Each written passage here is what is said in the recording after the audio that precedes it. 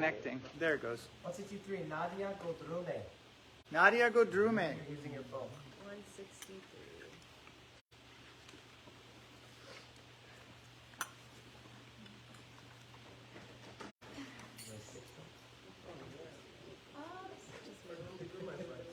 Oh.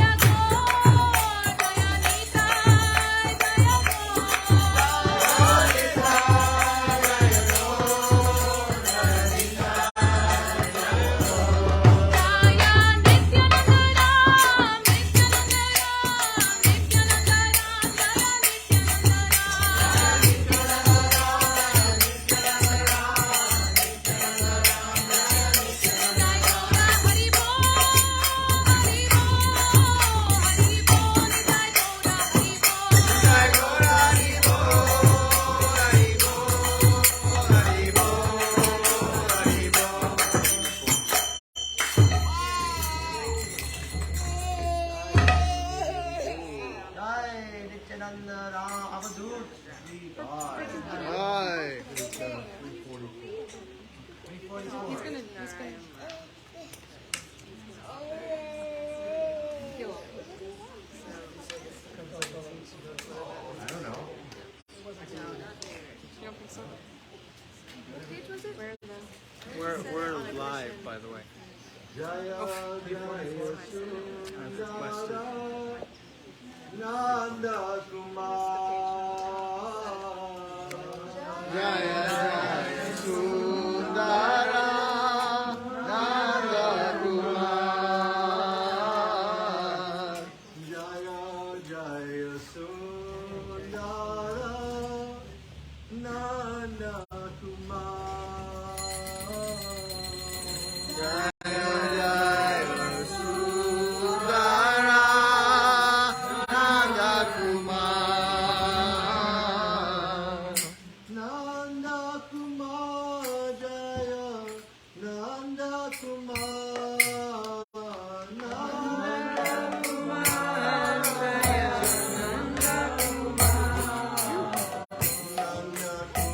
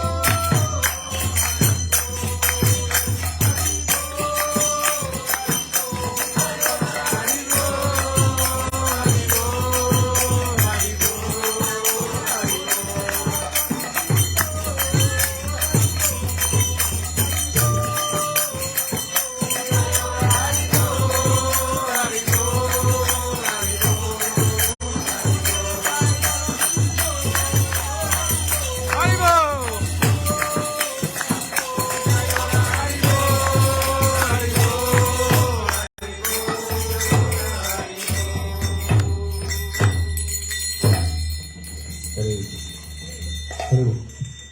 Praise.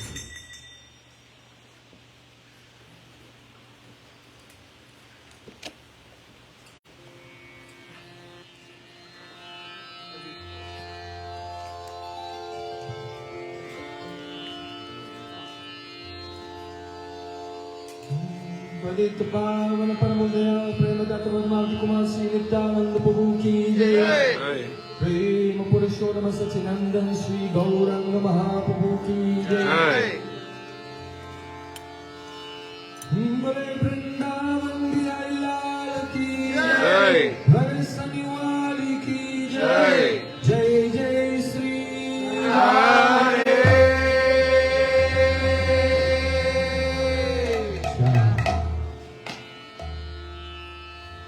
Radhe Jai Jai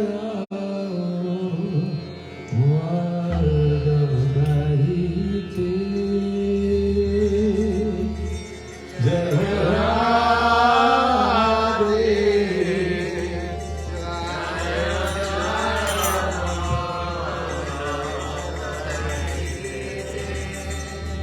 Jai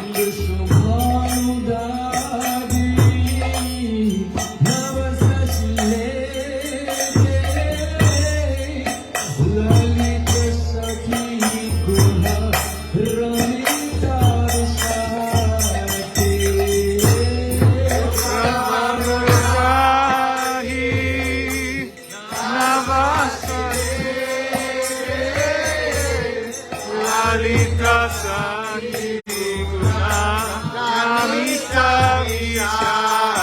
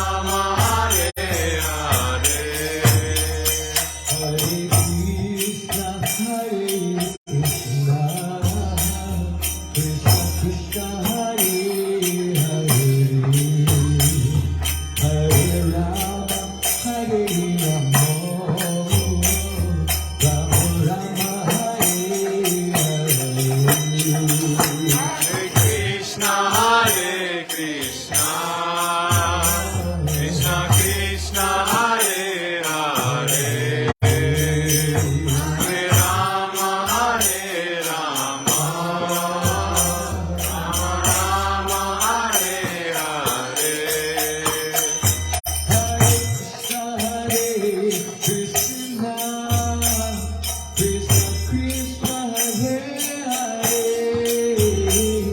Hare Rama Rama, Rama Rama Hare Hare. Krishna Hare Krishna, Krishna Krishna Hare Hare, Hare Rama Rama, Rama Rama Hare Hare. Hare Krishna, Krishna Krishna, Hare Hare, Hare Rama, Rama, Rama Rama, Hare Hare. Hare Krishna, Krishna Krishna, Hare Hare, Hare Rama, Rama, Rama Rama, Hare Hare.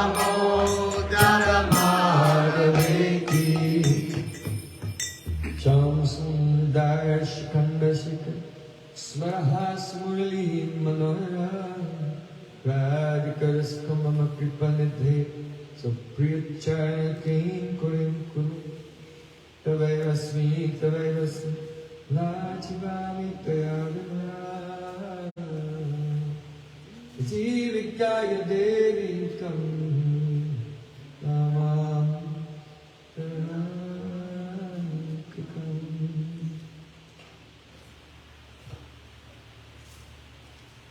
First of all, I offer my Sastang Dandavat Puspanjali, my heart like flowers, thousands and thousands of times at the lotus feet of my holy master, my supremely worshipable spiritual Gurudev, Asvatya, Paramarad Tamaguru Pada Padma, Nitya Pravishta Om Vishnupada Shtota Rasata Sri Rupanugacharya Siva Bhakti Vedanta Narayana Dasana.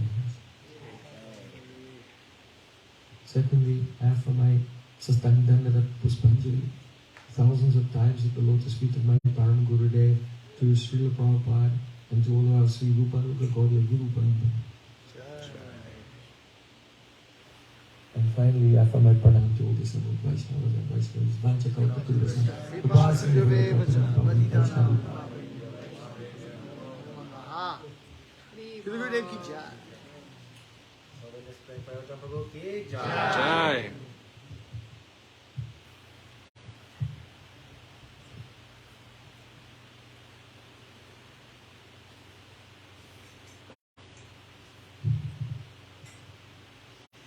By the causes of Sri Guru and Gauranga, now for the third day, we are assembling together to engage in the transcendental angas, the limbs of Bhakti Yoga. Bhakti is not an activity of this world. In this world, there are three gunas. Tamagun makes you lazy, sleepy, intoxicated, angry, violent. Rajagun makes us work very hard, seeking out some temporary material result for our own sense gratification. Sattvagun makes one become somewhat peaceful and detached from the world. But none of the gunas engage a person in service to the Supreme Personality of Godhead. So bhakti is not a material activity. Bhakti is the vilas of Swarup Shakti.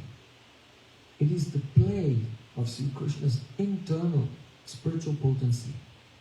Just as Krishna himself comes as an avatar and manifests himself to perform his lila in this plane, in the same way, the transcendental angas of bhakti from the spiritual world, they descend and they manifest on our senses in the form of chanting, hearing, remembering. This is actual bhakti. That bhakti is full of flavor, very, very tasty, very, very joyful.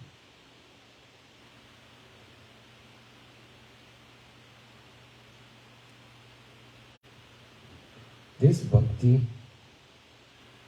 is not just some optional activity. A bhakti yoga is not one item on the menu that you can choose from. Bhakti is the telos. That means the teleological purpose, the reason for our existence. Without bhakti, there's no meaning. Chirakala nahi kari prema bhakti dan, bhakti bina jagatera nahi avasthan. Sri Krishna said, for a long time I did not distribute bhakti within the universe, but without bhakti, without praying, especially without Braja brain, whole universe is useless. So this is our ultimate purpose. Just as it is the dharma of an acorn to grow into an oak tree. So similarly, the Jiva Dharma, the glorious prospect of every soul is to attain Krishna Prem.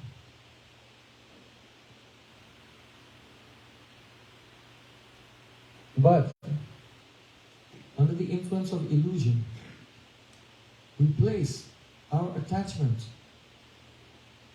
whose natural object is Sri Krishna, the Supreme Personality of Godhead, in so many temporary things.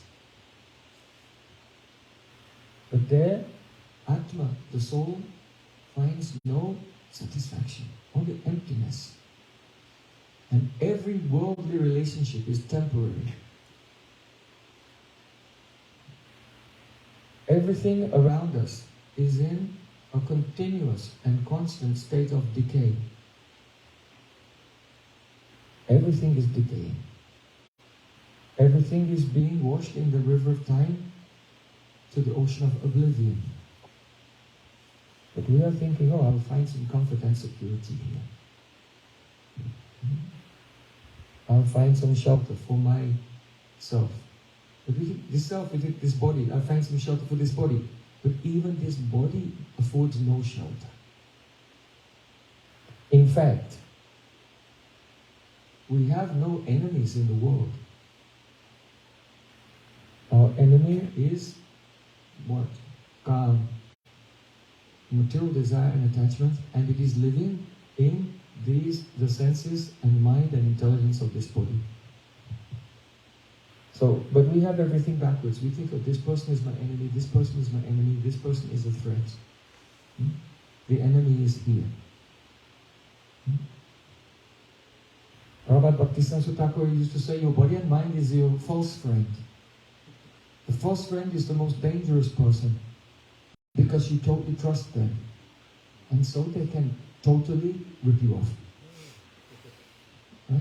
You can be completely deceived only by that person you completely trust. So, whom do you trust? Your own body and your own mind. But they are deceitful friends. Pure Vaishnavas and Shri Guru, they are the real friends. And they can tell, you know this friend? He's trying to finish you. Atmaiva Ripuratmana, in Gita Krishna said, your mind is your enemy.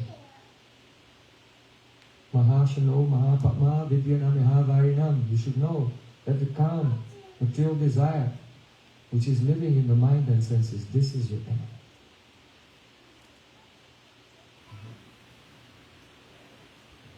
So, we should not be deceived by Maya. It is necessary to collect all of our energy, all of our attachments, whatever semblance of love we can muster, and place that at the lotus feet of Sri Krishna. In this regard, there's a very beautiful history in the Brihad Aranyaka Upanishad. There was a great sage. His name was Yajnavalkya. And he had 2 wives. Do you know who are the wives of Yajnavalkya? Maitreyi and Katyayani. So as Yajnavalkya was becoming older, he decided, now it's time for me to retire. I will take sannyas, become renounced, and I will go alone to the forest. But I will take permission first from my wives. So, he went to his wife Maitreyi, and he told her, now I am going to renounce. So you and Katyayani, you have a relationship with each other through me. So now I'm going to end that relationship. Because I'm going to the forest, and then you two will not be related any longer. So I want to separate my estate, whatever belongings, wealth I have, and divide it between the two of you, and then Katyani will take this and you will take these other things. Maitreyi said,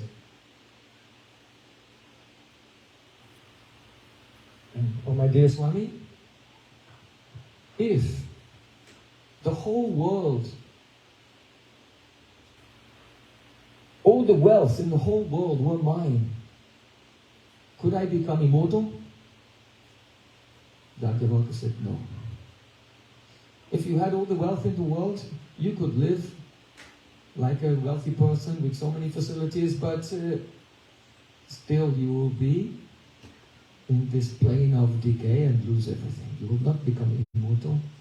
The soul will undergo repeated birth and death again and again. So, Maitreyi said, then what is the use of these things? You want to give me these things, what is the use of them? Please give me that by which I can become immortal. So then, Yagyavaka Rishi was very happy. He said, really, you are, among my wives, you are the one that follows after my own heart. Because you are striving for immortality. This is the message of the Vedas. Shrinvantu Vishve Amritasya Putraha. The Vedas say, oh, everyone listen. Amritasya Putraha. You are the sons of nectar. Sons of immortality. That means everyone, just as a person who has a wealthy father inherits his wealth. So everyone has the right, it is their birthright to become immortal and attain the spiritual perfection of Krishna Prem. So he was very happy. So he said, Maitreyi, come with me and sit down and listen. So he said, Atmanas tu kamaya patihi priyo bhavati. It is not for the sake of the husband that the husband is dear. That means, if someone has love for their husband, then why do they love the husband? For the benefit of the husband or for themselves? He said, it is not for the sake of the wife that the wife is dear, but for the sake of Atma, the self. It is not for the sake of wealth that wealth is dear. Oh, I love money. Is it to give happiness to the money? No. It is for the sake of Atma, the self. It is not for the sake of the devatas, the demigods, that the demigods are dear. Those who are doing puja to the demigods. It is for the sake of Atma. It is not for the sake of the brahmanas or the kshatriyas, that they are dear, but for the sake of the self. It is not for the sake of everything, that everything is dear, or anything is dear to anyone. It is always for the sake of the self. So, if anyone loves anything in this world, it is not for that object. It is because that object is related to this body. And this body is related to the mind. And the mind is related to the Atma, the self. Then the question comes, well, why is the self dear to us? Atma vahari drastavya srotavyo mantavyo nididasitabhyaha. He said, oh Maitreyi, it is the Atma which is to drastavya, it is to be seen. Here, Atma ultimately means the Atma of your Atma, the soul of your soul. It is to be seen. What does it mean? That means God has form. And in the enlightened state, liberated state, you have a spiritual body with eyes. So Atmavahare Drastabhyaha. The supreme truth, Atma, is to be seen. Shrotabhyaha. It is to be heard about. Mantavya. It is to be contemplated, deliberated upon. Nididasitabhyaha. It is to be meditated upon. So that means that in the liberated state, you have a body, you have senses, you have a mind, you have intelligence, everything, but in your spiritual form. And with that spiritual form, we experience the beautiful spiritual characteristics of the Supreme Lord. So, the reason anything is dear to anyone is because Atma, the self, is dear, but the self is dear because within the Atma there is the Supreme Lord.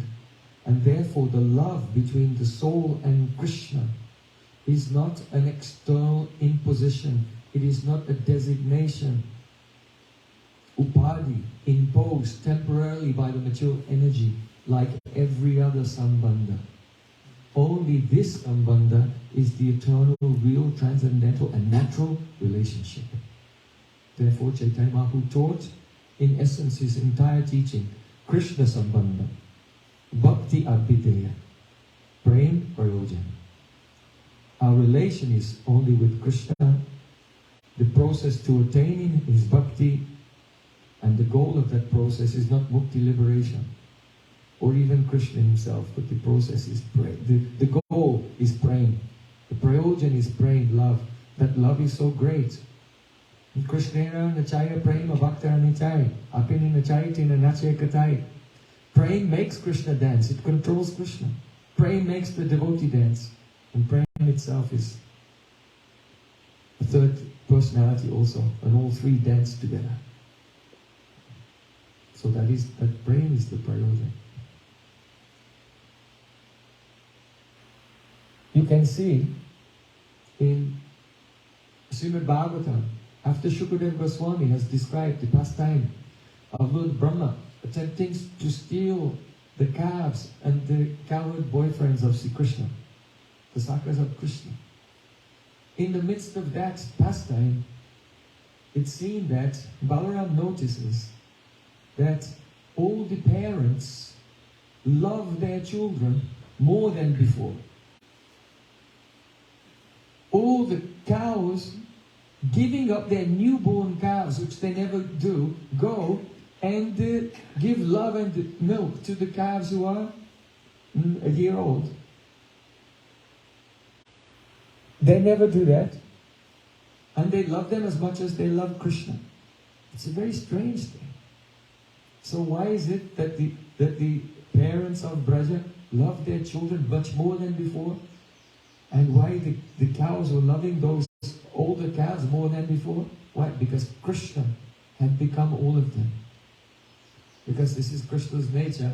Hotitanya Brajagoramanya Stanamritam Tivra Pitam Ativa Tebala Yasam Vibho Vatsal Tattva Japana Yadyapi Tripte Yapi Chalam Advaryaha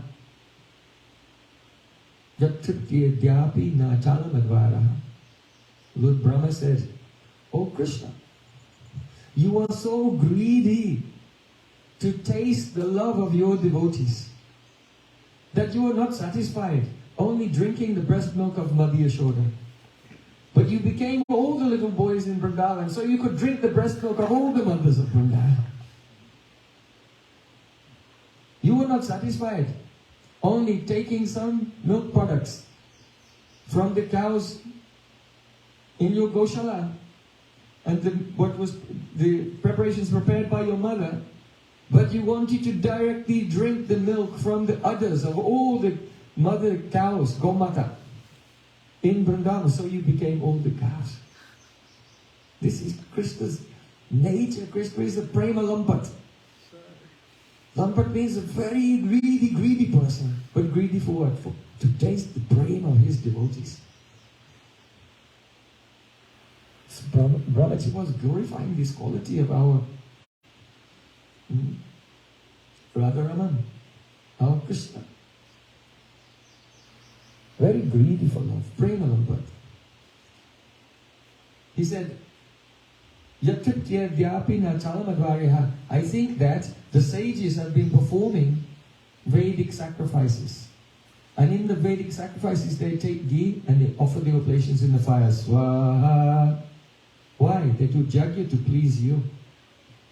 But I think that by tasting even one drop of the milk from the mothers or from the mother cows of Vrindavan, you experience more joy than all of the Vedic yajnas performed by all of the rishis in the whole universe, from the beginning of time, which has no beginning, until the end of time that has no end. Braj is so superior to every other place. So after Shukadeva Goswami had been describing this Leela to Parikshit Maharaj, then he gave a conclusion in the end. Krishnam einam avehitam atmanam akilatmanam. You should know that Krishna is atmanam akilatmanam. Krishna is the Atma of all Atmas. He's the soul of all souls, and therefore the purpose of every living being and their natural eternal occupation is only to love Krishna, and Krishna also loves them. Ye yadamam prapadyante tanstatayeva bhajamyaham. Krishna is ready to reciprocate the loving service of everyone. And therefore, Jagaditaya sopyatra deriva bhati mayaya. And for that very reason, because Krishna is the soul of our soul,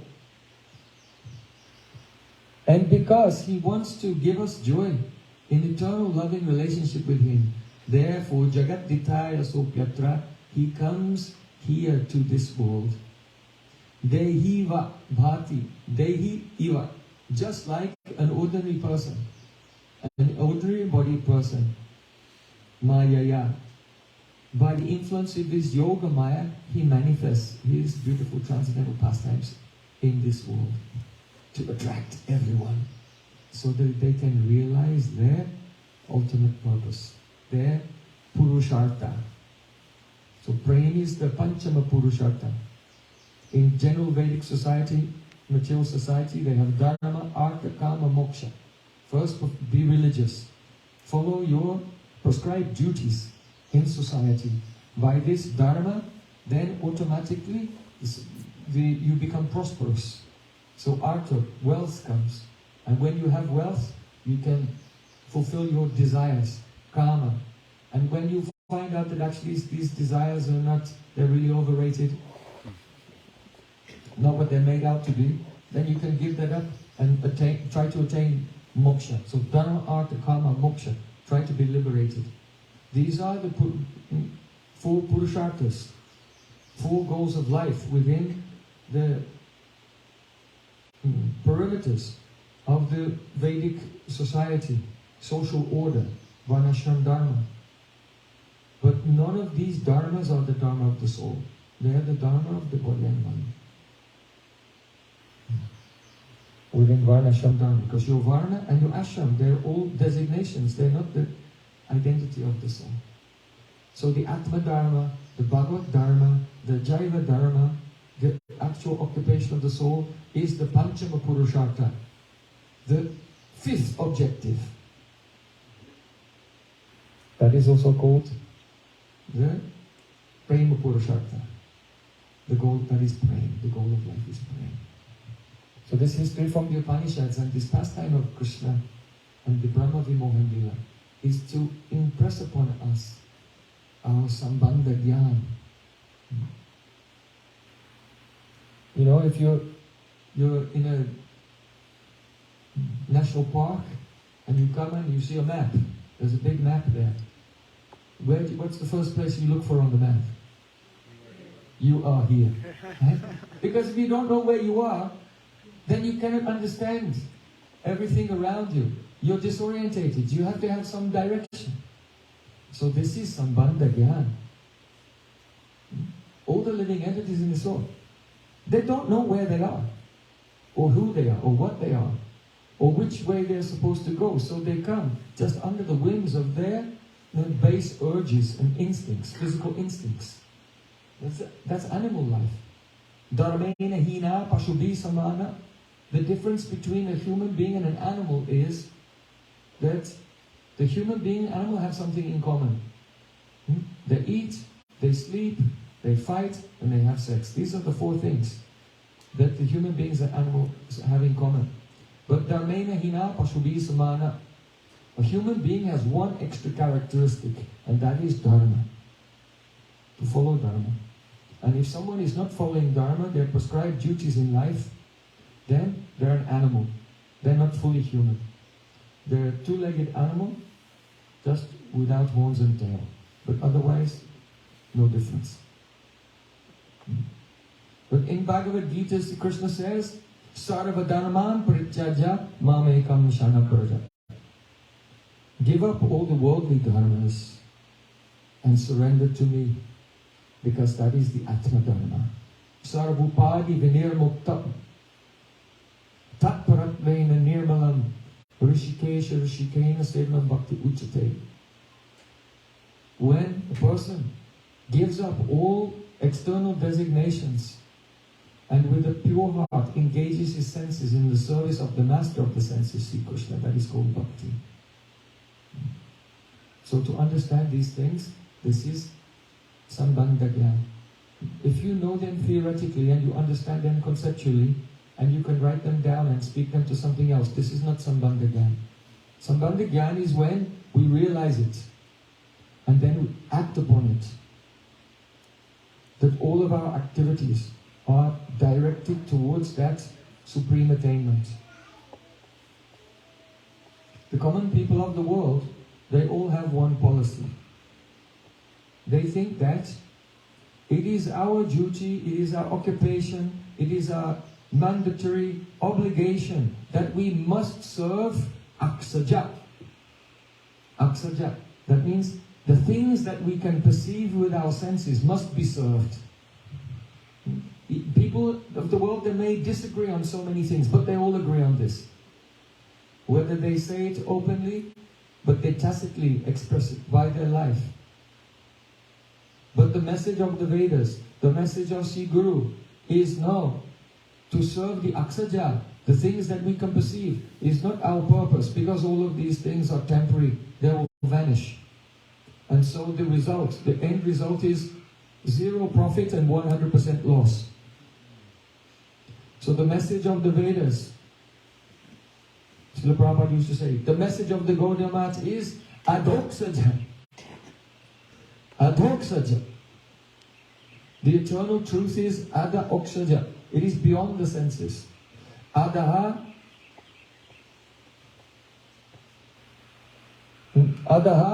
kritam atikrantam aksaja indriyaja jnanam yenasa iti adoksaja. That by which we transgress and cross beyond the limitations of all the things that are perceived by this material sense instruments, that person is called adoksaja. When we take shelter of adoksaja Krishna, that person who lies beyond sense perception, then we also travel beyond the realm of sense perception to the eternal, non-decaying reality. In that reality there's no failure, there's no bluntness. Here our senses are blunt, our intelligence is blunt. We cannot perceive things as they are. So that bluntness is called kunta. But by bhakti we'll attain Vaikuntha, the place where the transcendental spiritual senses have no imperfections. And the joyful eternal reality is perceived. So in Srimad Bhagavatam it is said, Neha yat dharma karmaya na viragaya kalpate na tirtha pada sevaya jivan api mrito hi saha. It's a very wonderful verse. that person who does not perform his karma, his activities for the sake of dharma. For example, generally the people of the world, they have to do some work, some occupation. So usually they're working, meditating on, I'll get some money from this, and from this money I'll enjoy some sense gratification. So that person is wasting his time. The same person can work thinking, I am doing this sacrifice for the pleasure of God. And I offer this work to the Supreme Lord, and the fruit of this work I will use in His seva. By doing this Niskam Karma Yoga, then Jnana will come. Knowledge. Gradually, there will be a separation. Just like sometimes you can have a solution. If you leave it to settle down, then it separates.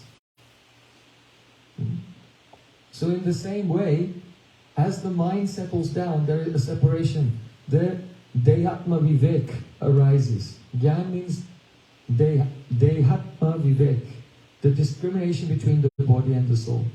So when a person works in the mood of the selfless sacrifice, then automatically as the mind becomes steady, there is the Vivek, the awakening of discrimination, and Jnana comes. And one intuitively experiences, I am Sakshi. I am the witness. I am seeing this world, but I am not of it. Like a lotus who lives in the water, but is not touched by the water. So that knowledge comes, and with that vairagya, detachment from the world. But then the person who is detached, what should he do? He should engage fully in pure bhakti to see Krishna. That is the progressive life. People today are very proud, they want to be progressive. I am progressive. So where exactly are you progressing to? Where are you progressing to? Utopia. Brave new world. Where are you progressing? Progressive life means the progress of the soul towards its Param Purushartha, Panchama Purushartha, Prem. And so this verse of Srimad Bhagavatam is very beautiful. Neha yat karma dharmaya. That person whose work is not done for the sake of dharma. That person whose dharma leads to vairagya. That person whose dharma does not lead to vairagya. And that person's vairagya does not lead to the service of Krishna. Jivan api mrito hisa. Even though he's alive, he's breathing, but he's a dead person. You see, if a tree is alive, what it's doing is growing. But if the tree has died, then it doesn't grow anymore. It does not produce any auspicious fruit. So the same way, the person who is not on that path in his life, moving towards his ultimate goal. It's not so important where you are, which level you are on. Are you on the Dharma level? Are you on the Gyan level? Are you on the Bhakti level? The thing is that everyone should be going in the right direction. And if they'll have sadhu sangha, the sadhu will come to Sarvadhamam Pritya and pull them by his mercy, bless them with a bhakti adhikar that they can come to the pure devotional level. So this is the important thing, that everyone should be progressing towards their ultimate goal, and that person who his life is not a spiritual progress, then Jivan api mrito hisa, even though he looks to be alive, this is a dead branch. Useless. Nothing good will come from this person, for himself or for others.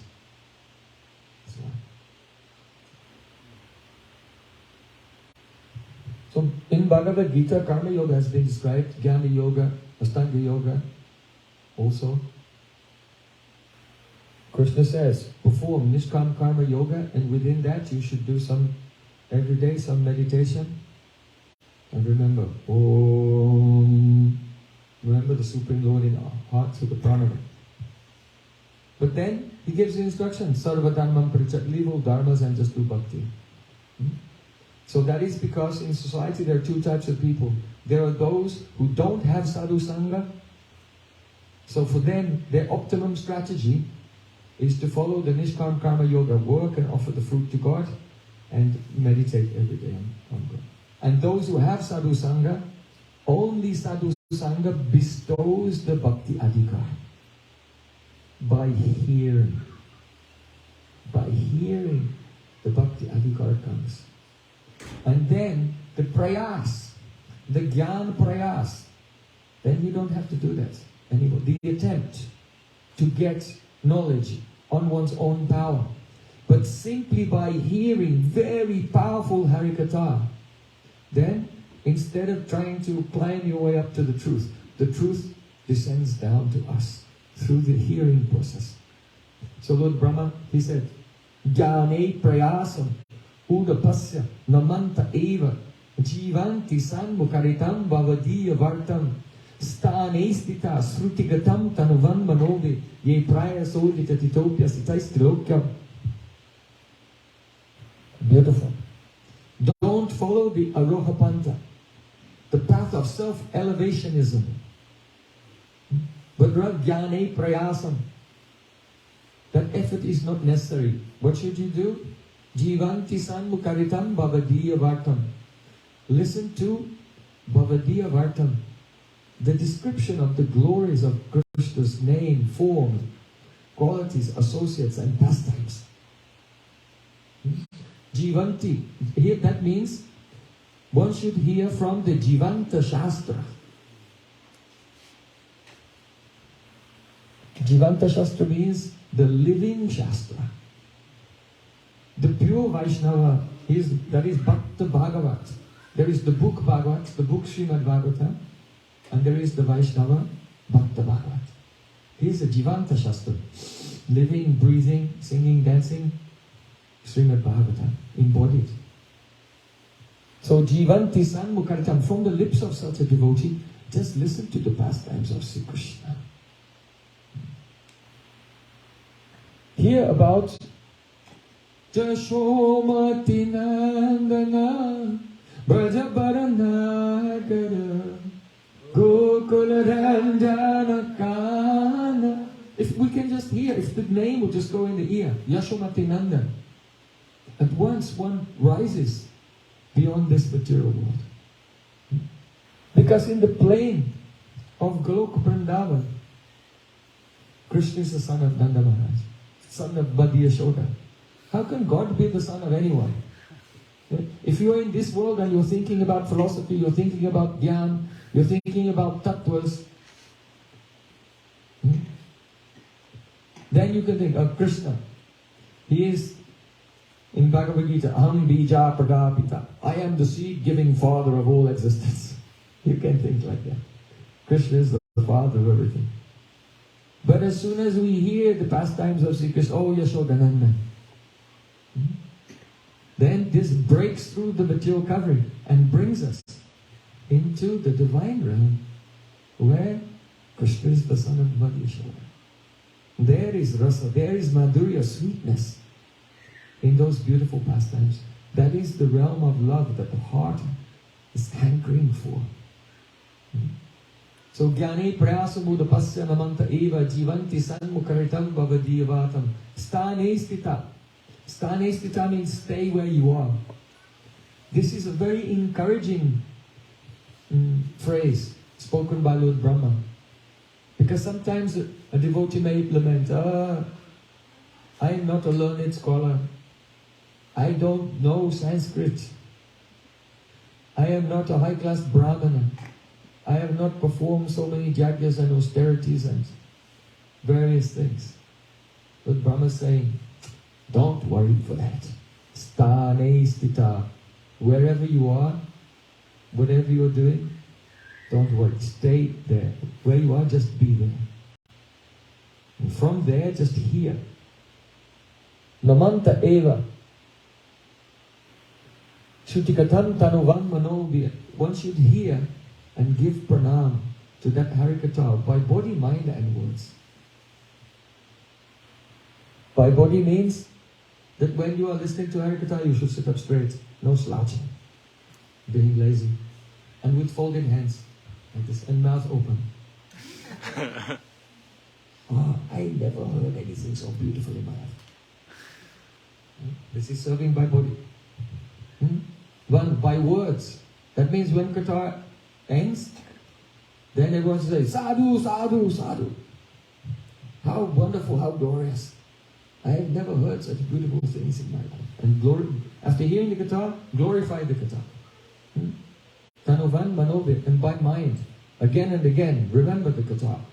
Don't, not in one ear, out of the other. Take it into the heart and remember it again and again.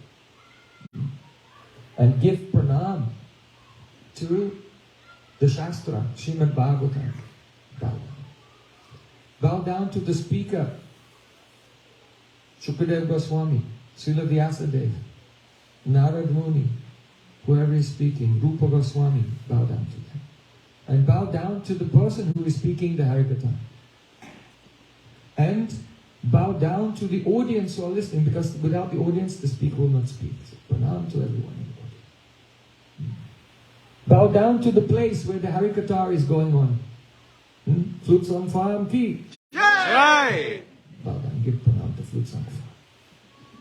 Give pranam to the organizers, to the cooks, to those who have decorated, everyone who has participating in giving the opportunity for the Harikatha to take place in a beautiful atmosphere. By respecting everything in connection with Harikatha, that respect goes to Harikatha. Understand? If Harikatha is dear, then everything connected to Harikatha is also dear. So when we have such great honor and bow down again and again, having no faith in any of the process at all, giving up, Gyane Prayas, and giving up all other efforts, and listening to, with the highest honor, to the Shabda Brahma from the lips of a pure Vaishnava, describing the pastimes of Krishna. Then, Praya Sojita Titopya Sitais Tulokyam.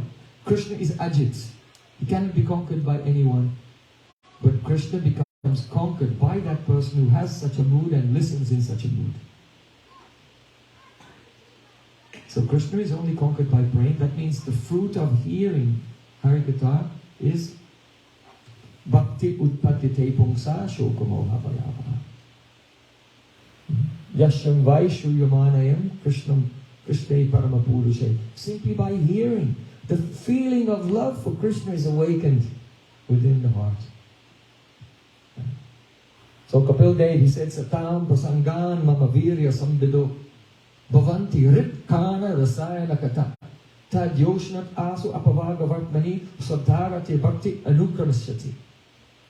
Satam Prasanga, in the association of Satam, sadhus. Satam means those who have a relation with Sat, with the eternal, ever fresh, Nava Yovan, beautiful, sweet, eternally teenage Krishna, who has a relation with him, they are called Satam.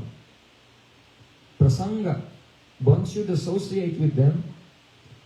That is not ordinary Sangha.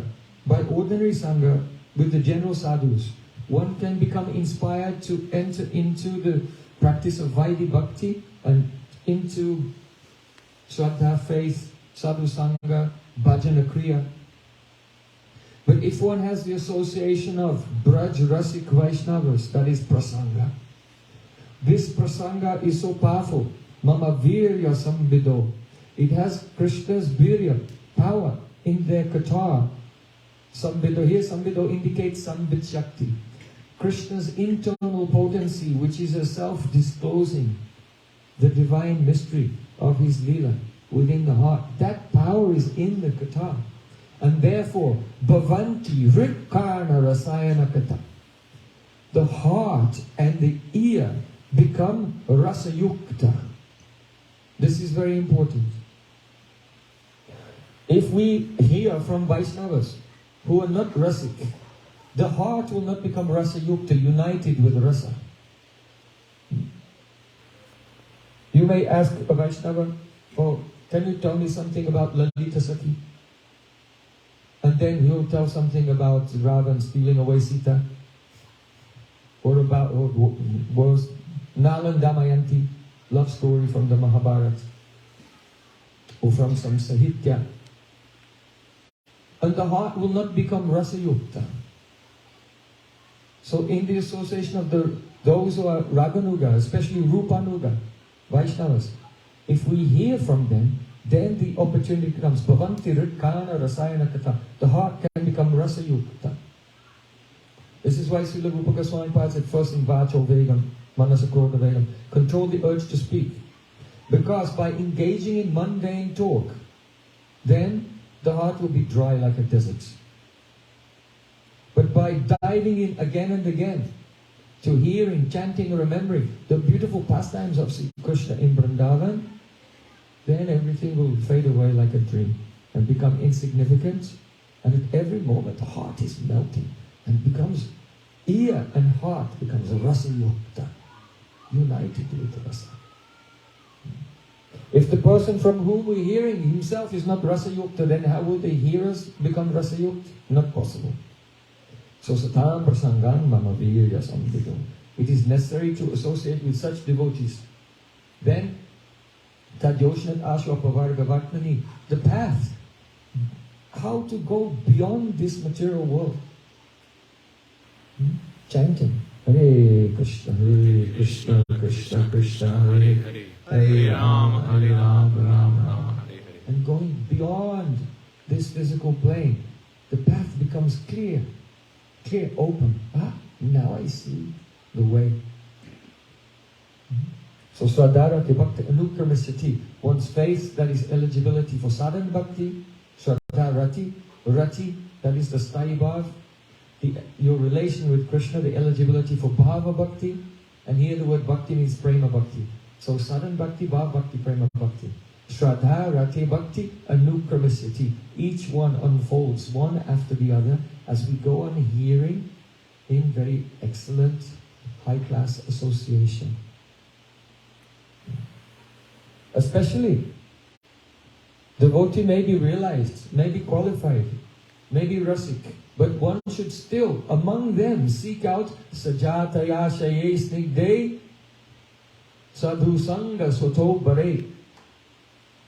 Sadhu sangha is really the association with bare, those who are significantly more advanced than ourselves. Snigde, that means affectionate to us. In other words, those persons whom we have served in such a selfless way that recognizing our sincerity, they have in their heart made a sankalpa, a vow, or you will be my kripapatra. When the sadhu internally makes that sankalpa, you will receive my mercy. That association. And firstly, sajataya shestik, that the ashai, the innermost region of the heart of that devotee, should be established in the mood of love for Krishna that we are aspiring for. So if someone is aspiring for Sakya Rasa, they can associate with those in Sakya Rasa. If someone is aspiring for Madhurya Rasa, if someone is aspiring for Palya Dasi Bhav, the mood of the maidsons of Radhika, seeking out the association of such a person that should hear from them, and then by hearing, by associating, even by their glance, then this bhav will be sankramit, it will be reflected into the heart.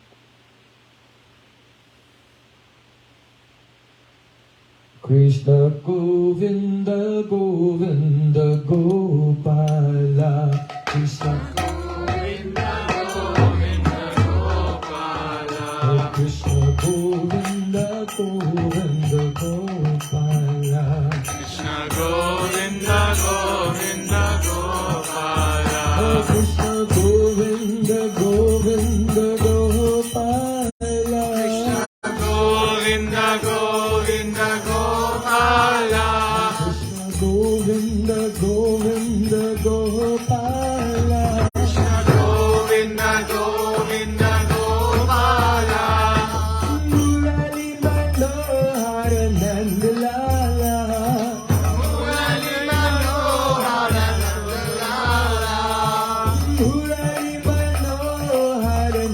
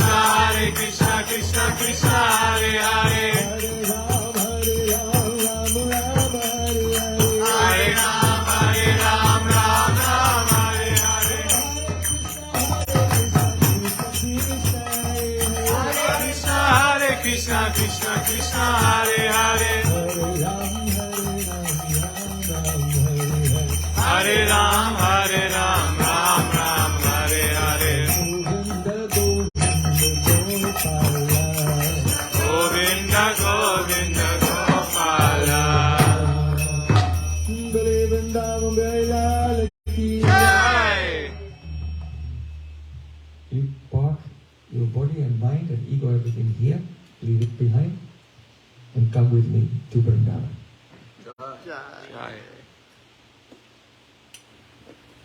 That place is not like anything a person here can imagine. Sriya kantaha kantaha paramapurusha kalpataravo udrumabhu mischintamani gayam mayim toyamamritam kathaganam natyam gamanam yavamsi priyasiki chidanandam jyoti param apitadaswadhyam apicha.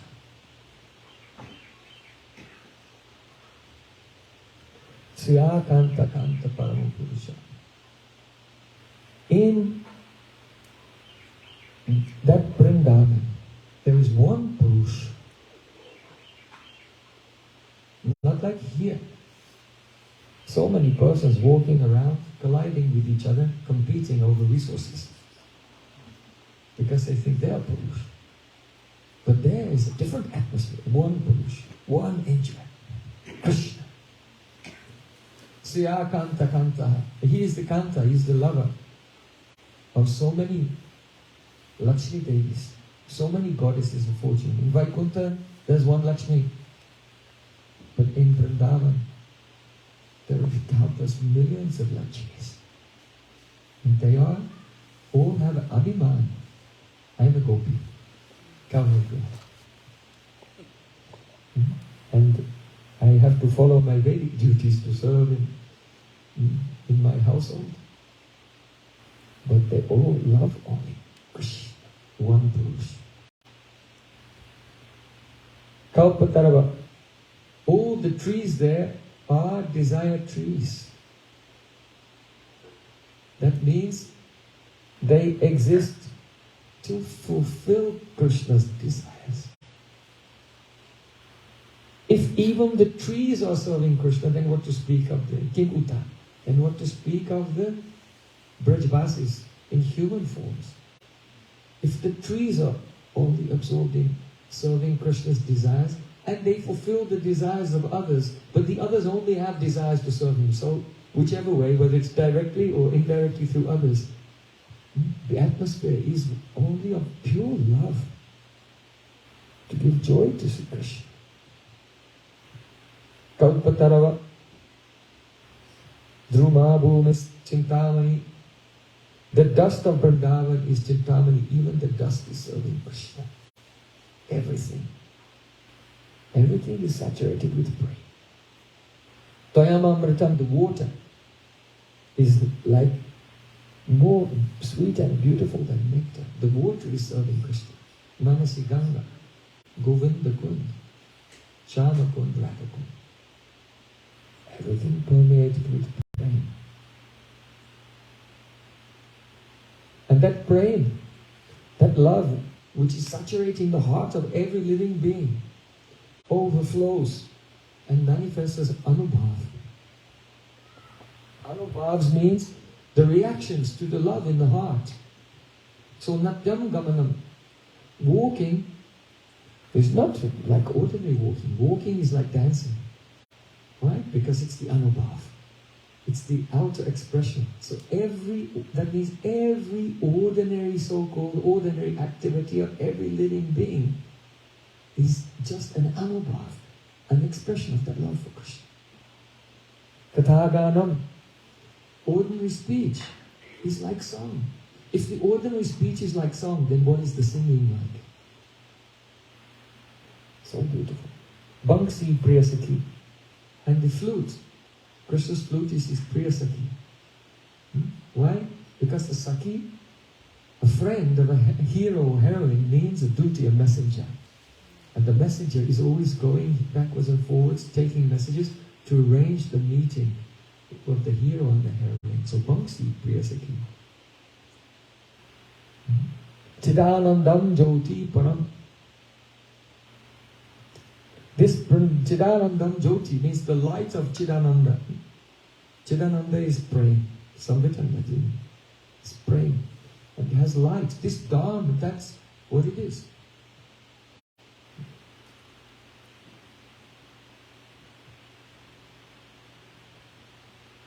Priya Shakti Ladini Priyananda Swarup Tan Vrindavana Jagamahe Icha Sakhiyanu. In Braj Basi he said that Krishna is the Satchidananda, the embodiment of eternal knowledge and bliss, and his Priya, Pram Priyatam Radhika, she is his pleasure potency personified. Tan Vrindavana Jagamahe, and this Vrindavan is the shimmering, the glitter of love emanating from the Swarups of Radha and Krishna. That is Vrindavan. Icha Sakhiyanup. And the Sakhis, they are Radhika's Manobriti. Whatever desires. Usually a person is sitting, they have thoughts, and your thoughts are going around in your mind. But Radhika has so many thoughts of love for Krishna, and her thoughts are running around here and there in the form of Lalita Vishaka Chittampakalata, Induleka Ranga Devi, Tsudevi, Rupamanjari.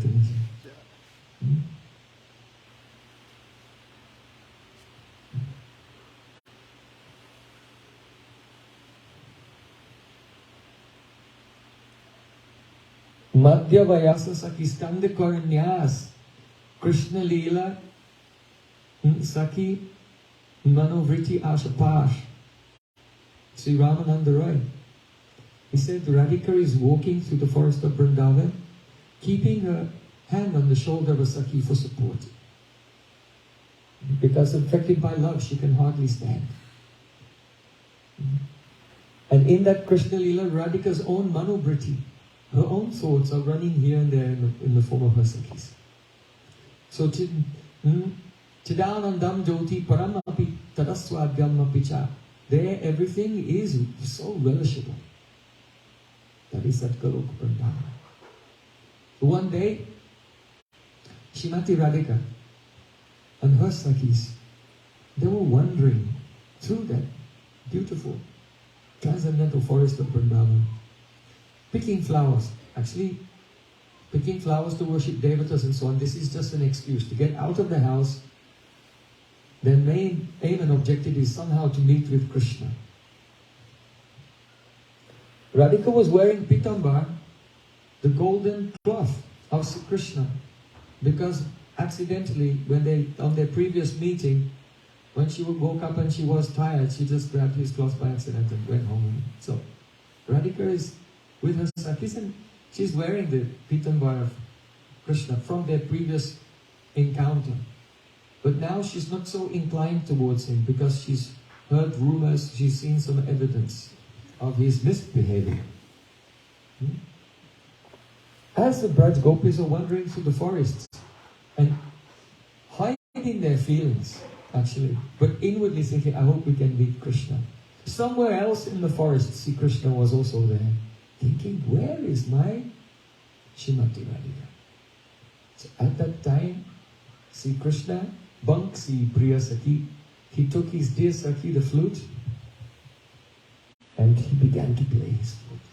And all the nectar of Krishna's body is collected in his face. And all the nectar of his face is collected in his lips. And all the nectar of his lips enters into the akash of his flute and then is distributed everywhere, causing all moving and non-moving living beings to change their dharma. Everything becomes reversed. The moving living entities become stunned, and the non-moving entities like trees begin to shiver. At that time, when Radhika heard the sound of Sri Krishna's flute, her legs became weak, her mind became dizzy, and she held on to a kadamba tree. Vishaka Sakhi said, "Oh Sakhi Radha, why are you holding on to this kadamba tree?" Lalita said, she folded her hands, she said, "Oh Bansi, oh flute of Krishna, my pranams to you." Why? Because Radhika is acting like she's upset with Krishna. But hiding in her heart is her deep desire to meet with him. So my pranam to you, Bansi, the sound of Krishna's flute, because now you are revealing. You have made that feeling come out. Otherwise, why is she, hearing the flute is she becoming dizzy and embracing the kadamba tree?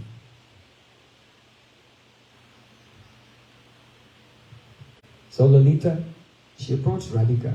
She said, "Alam avahita lahari bihi enough with this avahita bhav. Avahita bhav means hiding, the concealment of emotions. This is the nature of gopis. They don't express their love directly. They often hide their emotions. So they say, oh, alam avahita alam, enough with these waves of the concealment of emotion. Now the truth is coming out.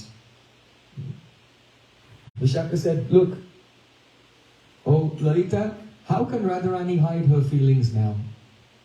Because this flute, the sound of Krishna's flute, all Vani, you know Vani? Vani means instructions, Vedic instructions. But all Vani comes from Venu, actually. What is more important? Vani or Vapu? Vani. Vapu Seva is also important, but from the Vapu of Guru you can receive the Vani. But from the Vani, then you hear the Venu. And from the Venu, then you get the Vapu. You meet with the body of Krishna. The origin of the old Vani is Venu, actually. So Vishaka Saki was joking. Within the earshot of Radharani, oh Lalita, just look. We see that this Venu, it must be the source of all the Vani. Why? Because this Venu is like the Atharva Veda. In the Atharva Veda, there are mantras for doing exorcism.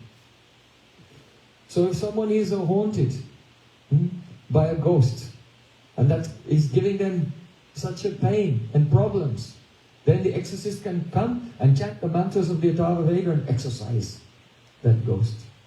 So Vishaka Saki is laughing at Radhika's expense. Oh look, this Vani, the Vani of the Venu, is like a mantra of the Atharva Veda because it is exorcising the ghost of Radhika's shyness.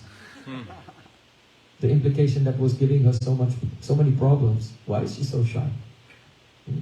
Not only that, but this Vani of the Venu is like the mantras of the Samaveda. Why? Because when the Brahmanas do Yajna, they don't have to look around. Oh Prabhu, do you have the lighter? Did you bring the lighter? No, I just don't get it. I don't have a lighter. Do you have some matches? You know? No. The Brahmanas who are very expert, they'll just chant the mantra of the Samaveda and the mantra will light the fire. So Vishaka Saki laughing, oh, Lalita, just look.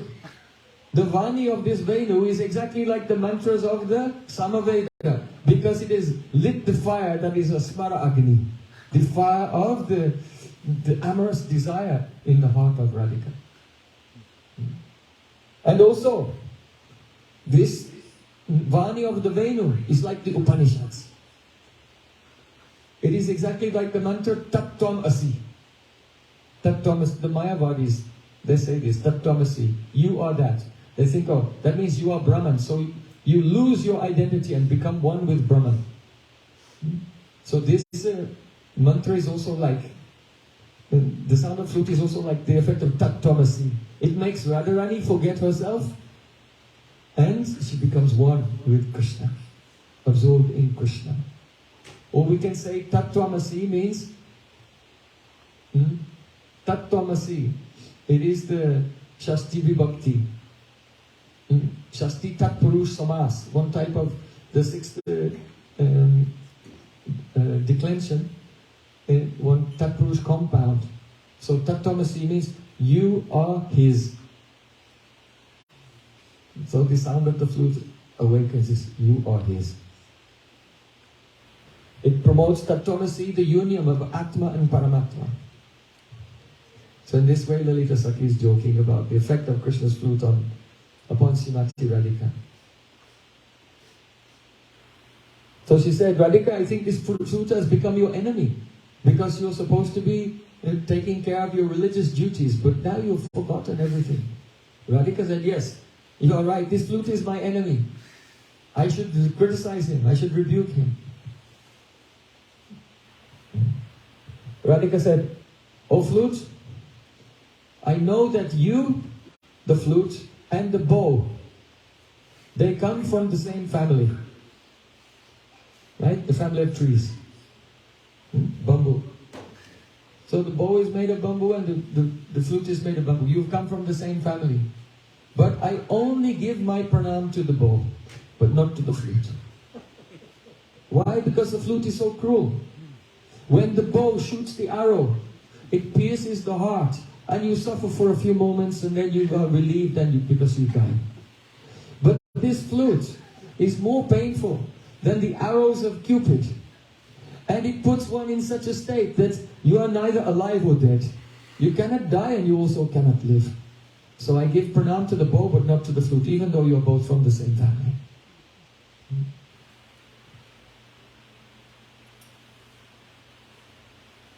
So then, Radhika is undergoing these ecstatic symptoms, hearing the sound of Krishna's flute, and see Krishna is in the distance still. He did not find Radhika yet, but he saw Radhika's pet dog, a female deer. Radhika has a female deer named Rangini. Krishna thought, look, there's Rangini. There's a Radhika's pet dog. That means that Radhika she must be very closely following behind. We'll find her just now. Krishna told his Saka Madhumanda. And just then Radhika appeared there. When Krishna saw Radhika, no one can describe how beautiful it is. Krishna becomes bewildered. He forgets everything. This is the symptom. Because Radhika has Mahabhav, and this Mahabhav, the waves of Mahabhav wash over Krishna, then he has the symptom of the Mohadibhavi Vyatmadi Sarva Vismardam Sada. Mahabhav makes you forget who you are, where you are. Krishna has the Vismai Ras, astonishment. He has waves of so many century bhavs, like Tarka Vitarka. What am I seeing? What is this? He cannot recognize Radharani. He thought, oh, this is not Radhika's pet deer Rangini. This is the deer on the moon. You know, the moon has a mark on it, and it's in the shape of a deer. See, Krishna thought that the deer has jumped off the moon and come here, and now I'm seeing for the first time a spotless moon. The spotless moon is following behind, and the deer which has jumped, because if the deer will jump off the moon, then the moon will be spotless. More beautiful than ever before. So, now I'm seeing a spotless moon, and this must be the deer that jumped off the moon. What is this? And then, Krishna's mati came. After Tarka Vitarka, thinking, is it like this, or is it like this, is it like that? Then, when the person settles on a conclusion, oh, it's the daughter of Vrishabhala Maharaj, then he recognizes, Shrimati Radhika has come. And as soon as he saw beautiful Radhika coming with her pet deer in front of him, then Krishna, forgetting himself, who am I, where am I? Then he just began to run towards him. And as he went to run, then Madhumangal grabbed him by the hand. Don't run, my dear friend. These girls, they know some Kala Jadoo, some black magic. They know some mantras and tantras. They know some Vasibhut mantras to control you. Don't be controlled by them. Because you are my friend, because you are very dear to me, it's my responsibility to take care of you, so... I am a Brahmin. I also know mantra and tantra. And he caught the hand of Krishna and stopped him in his tracks. Krishna, oh, thank you have saved me. Because this is the thing, in India, what happens? If some tantric is doing some tantra on you, then what do? Then you go to another tantric. And the other tantric, he can do some counter magic. And just, you're losing your mind, he can just come and put his hand on your head and slap you, like this. Then the spell is broken. So by the slap of the hand of Madhumangal on the hand of Krishna, the spell was broken. Krishna said, oh, my Sakha, you are very kind to me.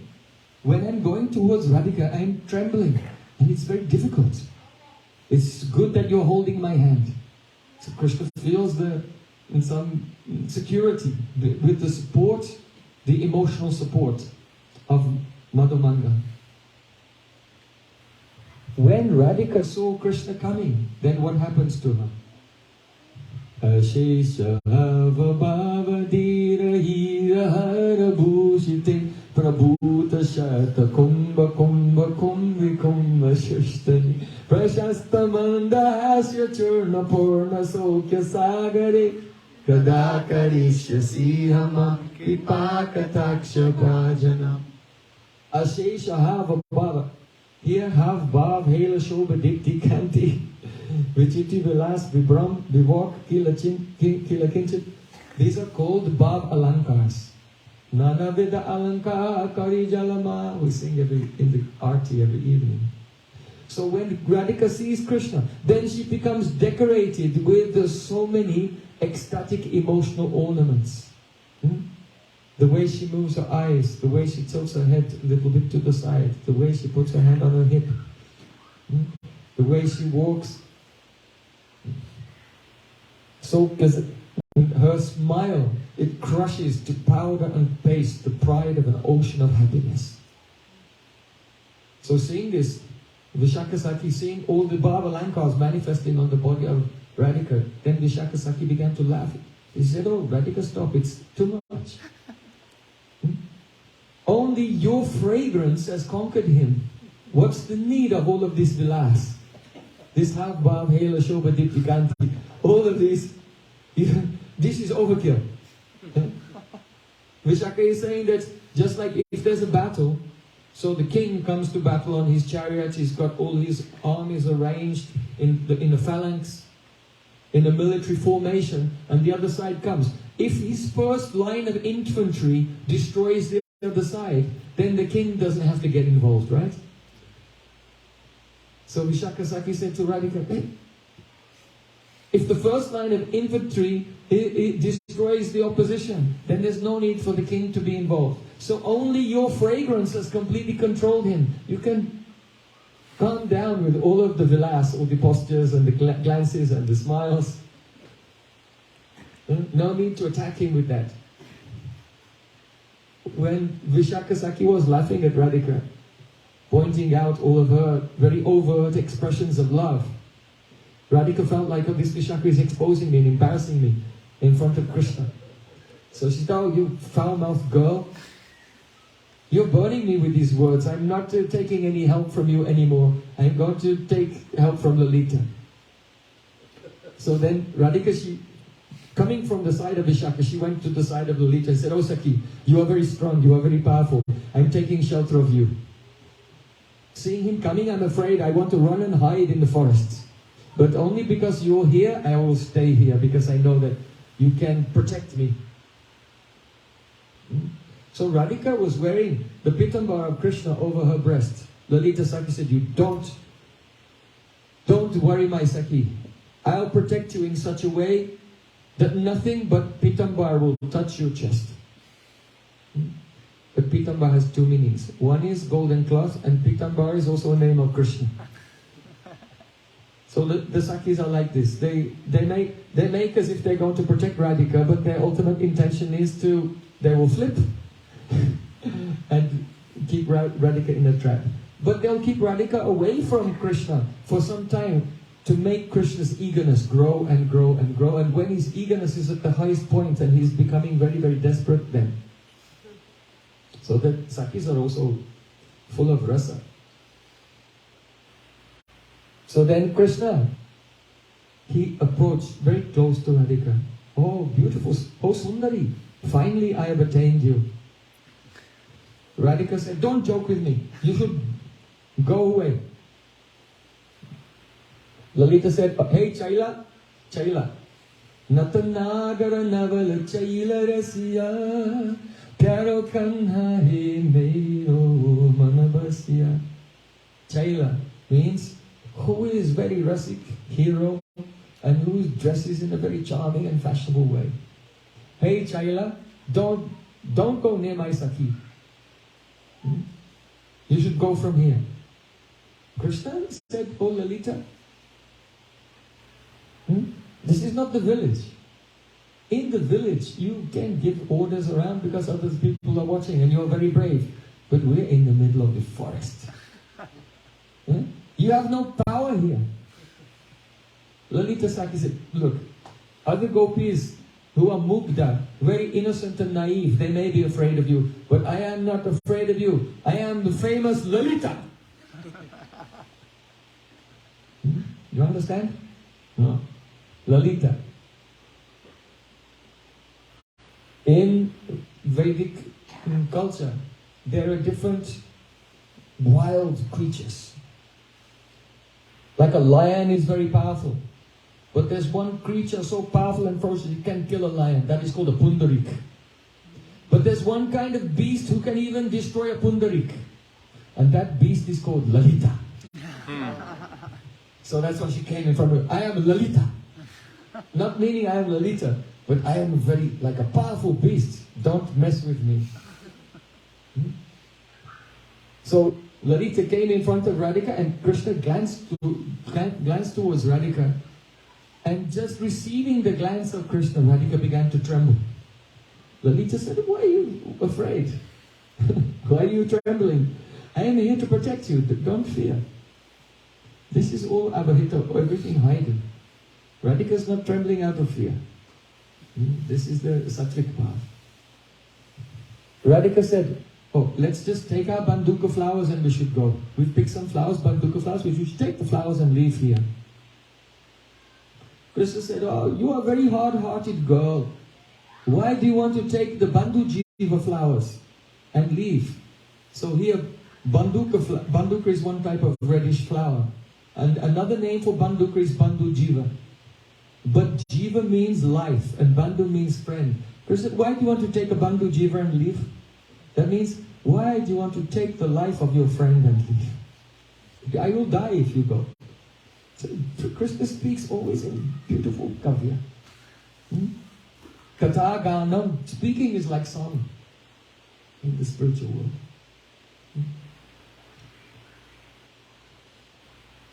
Radhika said, don't come near me, I'm going to go and complain to your mother Yashoda. Krishna said, you can go and complain to Mother Yashoda, I'm not afraid of that. I'll just tell her that you've stolen my pitambar and I was just coming to take it back. There's a saying in Braj, Na sambita bayam brajet. Don't go anywhere without your upper cloth. So Krishna, he wanted to take that upper cloth of Radhika, so then she could not go anywhere. So then Radhika, she said, among all the Sadvigana, among all the chaste girls of Braja, I am the most chaste. And I feel very brave in the company of my Saki because she's Lalita, a ferocious beast, she can protect me. So, Krishna, I'm giving you this advice, it's for your benefit, you should follow it. What is that? Madhava pati madhya pujangatam rachaya. That means, oh Madhav, don't behave like a black snake blocking my path. Madhya bhujangatam rachaya. Don't be like a black snake blocking my path. Then Sri Krishna, he said to Lalita, oh, did you hear what she said? Madhya bhujangatam. Ma adya means not today, bhujangatam, be like a black snake.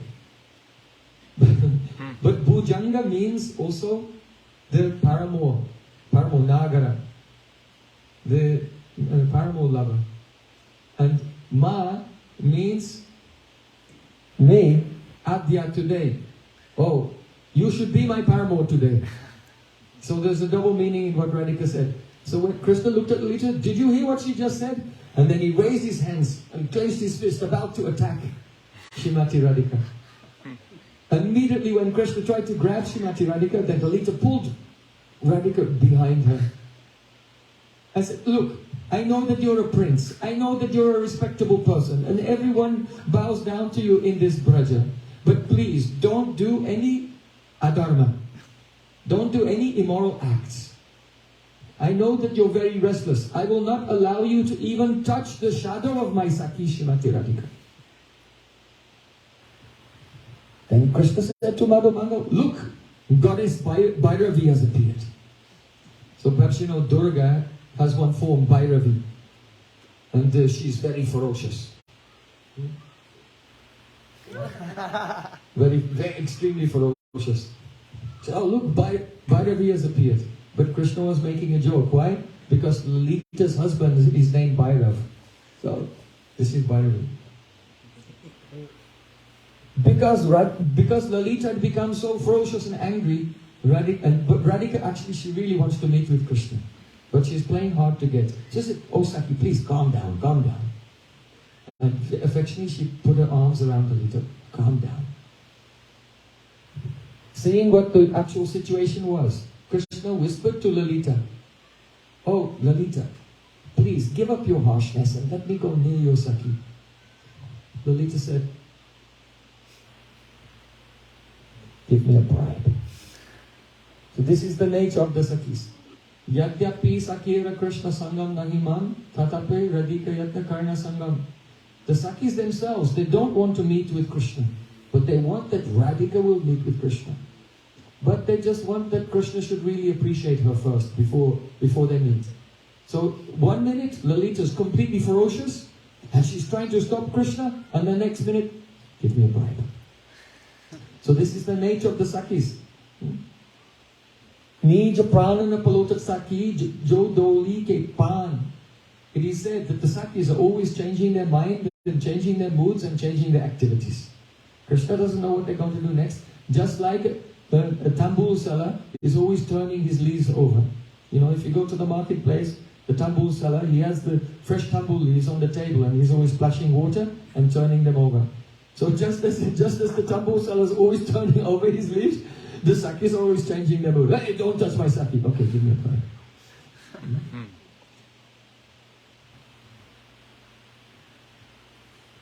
Very beautiful.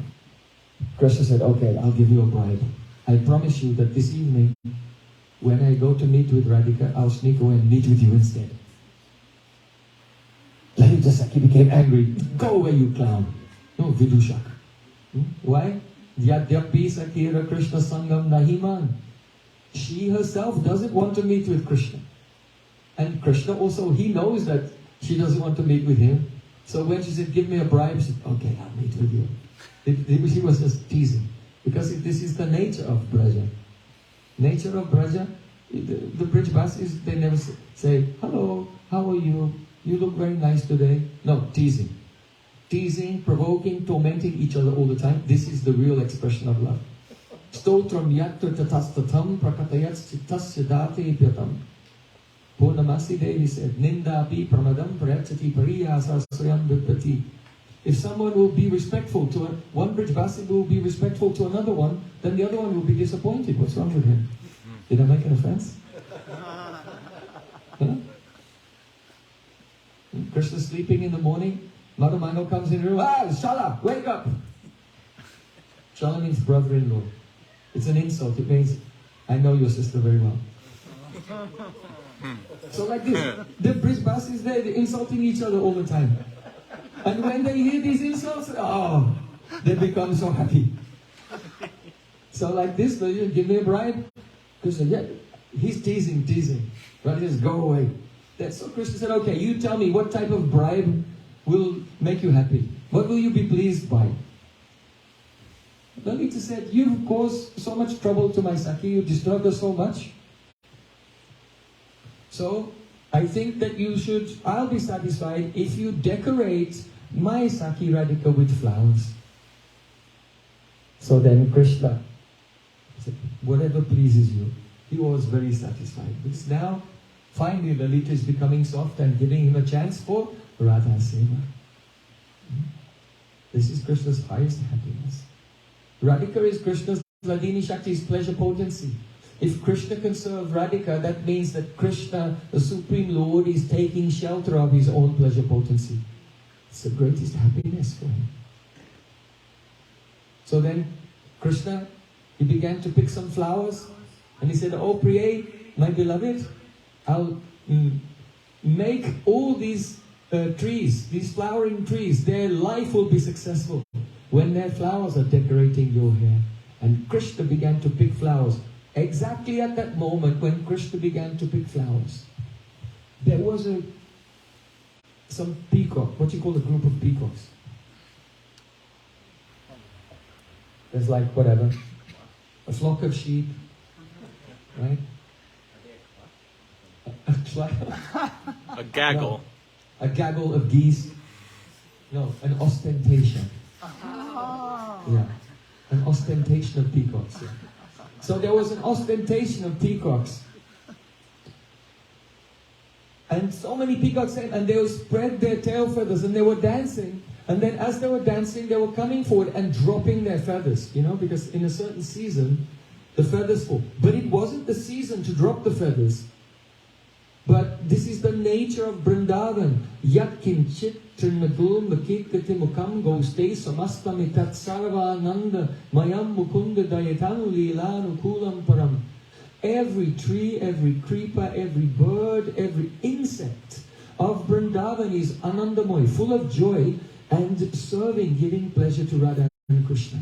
So all the peacocks, they came, they were dancing and they dropped some tail feathers on the ground and then they receded away. Madhumano said, "Oh Balanuja, oh Krishna, younger brother Baram, look, it's amazing. All the creatures of Vrindavan, they know exactly what service to render at exactly the right time." So Krishna said, "Yes, oh Saka, you're absolutely correct. I don't want to decorate her hair only with flowers, but also with a beautiful crown of peacock feathers. And understanding my heart, these peacocks have dropped their feathers here. I'll just go and collect them." So then Krishna, he went and he was picking up the feathers and he began to make a crown of peacock feathers and some flower decorations for Radhika. So just as Krishna was going to do that, then Radhika says, "Oh Lalita, I've been very careless. Because so far I was very satisfied and I trusted you that you would protect me. But now I'm very worried about my own protection because I see that you're not doing your responsibilities properly." Because she noticed that Lalita, give me a bride, decorate my Sakhi's hair. So Radharani said, "I see you've become slack in your duties. But now Krishna's gone a little distance. That's it, I'm going to run away." And Radhika, quickly seeing that Vishaka was not protecting her, Lalita was not protecting her, Radhika, she disappeared into a grove of ashok trees. So then Krishna, now he's got his crown and everything with the peacock feathers and his flower decorations. He's very happy and he's coming with great expectation to decorate Radhika. "Oh Lalita, where's your Sakhi?" Lalita Sakhi said, "She went home." Krishna looked at Lalita Sakhi. Because Lalita's telling a white lie. She knows Radhika hasn't gone home, she's just hiding nearby in Ashok Kunj. But Lalita is also teasing Krishna. She went home now. You can forget about everything. But this was just a white lie. Krishna did not believe her at all. So then Krishna starts looking around. I know. She's hiding somewhere nearby. Now begins one special lila. What lila is this? Look-looky. Look-looky lila. In English, look-looky is called hide and seek. So hide and seek, a very simple game. The rules are simple. You all know the rules. It's very easy, even children can play. But in Vrindavan, hide and seek is extremely complicated. It is not like hide and seek in this world. There are many, let us say, complicated factors. First of all, it's difficult for Radha and Krishna to find each other. Why? Because for Krishna, the forest of Vrindavan is a Radha Swarup. And for Radhika, the forest of Vrindavan is Krishna Swarup. All the various trees and plants, they grow in such a way as to remind Radha and Krishna of each other. So if Radhika sees a tamal tree, she'll, oh, Krishna is there. If Krishna will see a kadamba tree, then he may think Radhika is there. So it's a little complicated. Bibra jatti lakha kalinda taniyani roga nilam baro danchat champaka danchat Kanchana Champaka Charivaho Nana Rasulasini Krishna Prema Payodarena Rasadena Tyanta Sammohini Gopendratma Jivalabha Vijayate Radheva Brindatavi. Srila Prabhupada Saraswati Thakur said, when Krishna goes into the forest of Vrindavan and he sees the teal flowers, then he remembers the tilak of Radhika. When he sees the dark blue waves of Jamuna, he thinks it's the blue cloth of Shrimati Radhika. When he sees the glow of the golden champak flowers, he thinks that he's seeing Radhika's face, and he feels many varieties of ecstatic emotions. When he sees the water coming down the waterfalls, then he remembers the perspiration streams on the body of Radhika, and everywhere he looks, he becomes bewildered. So it's very complicated, because also Radhika, her name is Krishnamai. Krishnamai yahan Krishna, Bhitare bahire, yaha netta pari, taha Krishna's puri. Radhika's name is Krishnamai. She always sees Krishna inside and outside. So if you have two persons who are so overwhelmed with love that they're always seeing each other everywhere, then how will they find each other? It's very complicated. So the whole forest of Vrindavan is a udipana, stimulating their love for each other. Tam murti pratiltaru latas digvitik shuspuranti shailu shiva brahmati parito nartyanti sapastyad. One day Radhika said, hey Brinda Devi, where are you coming from? Oh, I am coming from the feet of Hari. What is he doing? He's taking dancing lessons. Really? Who's his guru? Is it with another Sati? No. Oh, your image, Radhika, revealing, you are revealing your image in every tree and creeper in the forest of Vrindavan, and he's running after you here and there, like a puppet controlled by a string, or like an actor being directed by the drama player, the director of the drama. This is the nature of Prem. Minalla valla vallari taranga ranga dolati tatagra lasya lola nila lochana avalochana. When the breeze blows and the creepers in the tree move, Krishna thinks, oh, this is the graceful arms of Radhika is walking here. So looky, hide and seek. For Radha and Krishna and the Sakis, it is not like as we imagine hide and seek in this world. Not only that, but Krishna and the Sakis, they also know some tantra and mantra, some magic by which they can make themselves disappear, become invisible, by which they can sneak out of any place without being seen. There are other problems as well. One of the 25 characteristics of Radhika is Gandun Madhava Madita. Gandun Madita Madhava. That means that Radhika is so fragrant that her fragrance spreads a very long distance. So if Radhika is hiding, Krishna can just follow the fragrance and find her.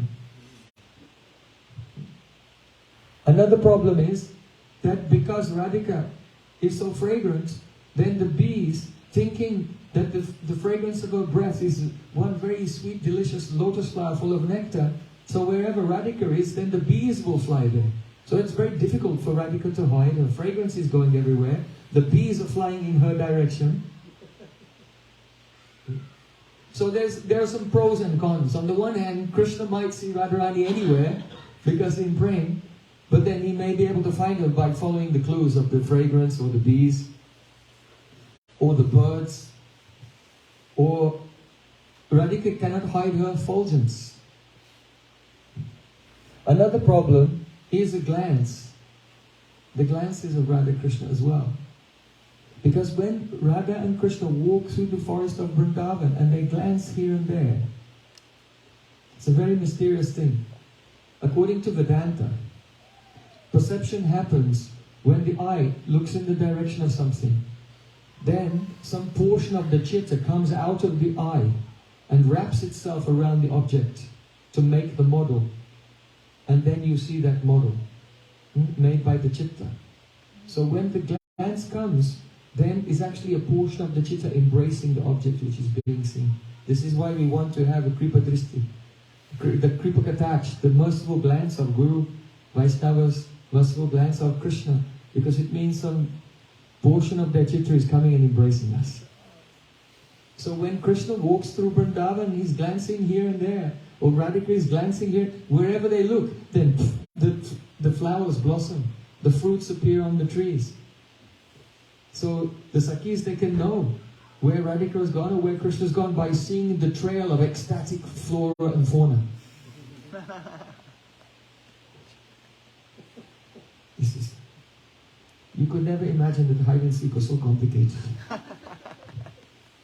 There's so many things actually.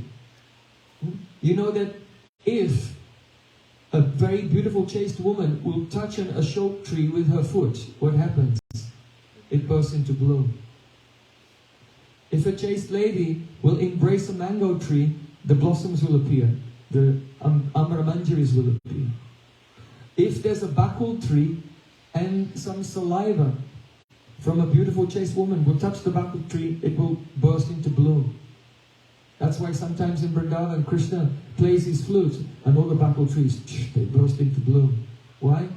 Because some Braj Gopi is there and in ecstasy she's drooling.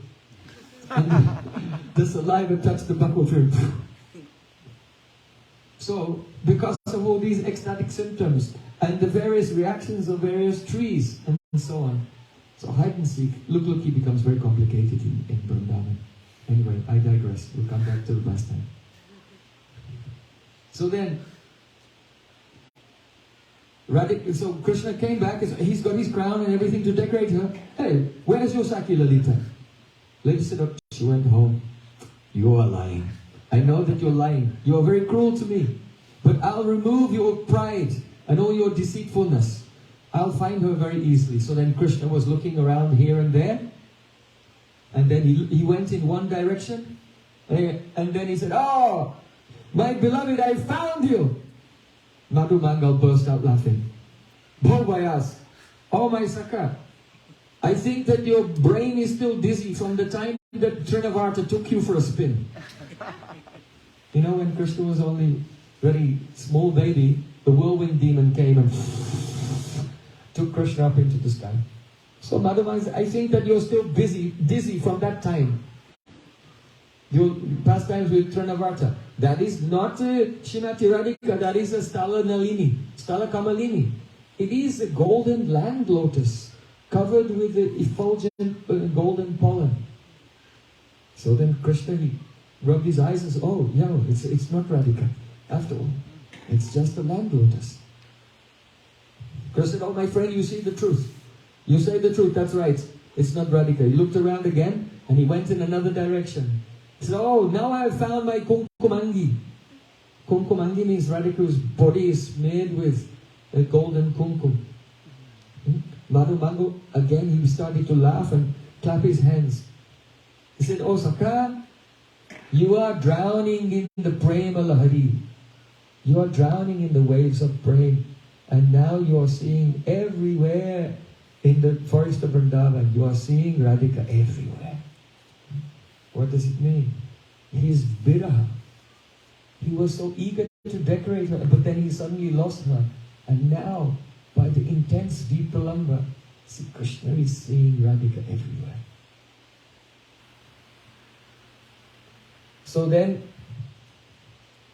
Krishna said, oh Lalita, I am drowning.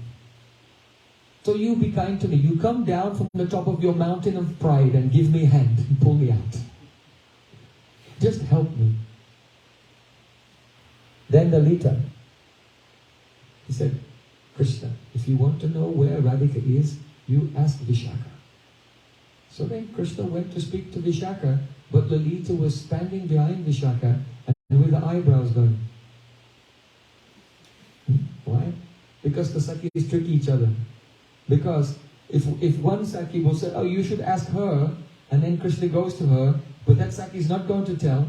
But then the other Saki who wants to tell Krishna where Radhika is, tells through some hint, then Radhika will put the blame on the other Saki. And the Saki who actually said where Krishna is will not get the blame. Right? So she wants Krishna to know where Radhika is, but she doesn't want Radhika to chastise her afterwards for revealing that confidential information that should not have been spoken. So Lalita Saki is very, very smart. You ask Vishaka, and then when Krishna approached Vishaka, behind her she was making some signal with her eyebrows. So Krishna said to Madhumanga, look, Lalita is indicating she's over there. For sure she's there. So Krishna ran to one kunj, and then he stood outside the kunj, he peered in a little bit, he said, "Oh my beloved, I can see you. I know you're there, come out, just come out at once." Because he was so confident. Then Lalita is covering her face with a cloth. You see how there's layers of deception here. Krishna was completely convinced that Lalita was revealing Radhika's hiding place because she was trying to put the blame on Vishaka. But it was the double cross was a double cross. This is the nature of Braj, very, very crooked. So then Krishna came out of the kunj. Sadhu, sadhu. Well done, Lalita. Your Durtata Latika, that means the creeper of your rascaldom has borne fruit. Your Durtata Latika has borne fruit. The creeper of your rascaldom. Yes, you've made me look like an idiot. That's the Dhwani. He didn't say it directly, but that's what he means. Sadhu, sadhu, well done.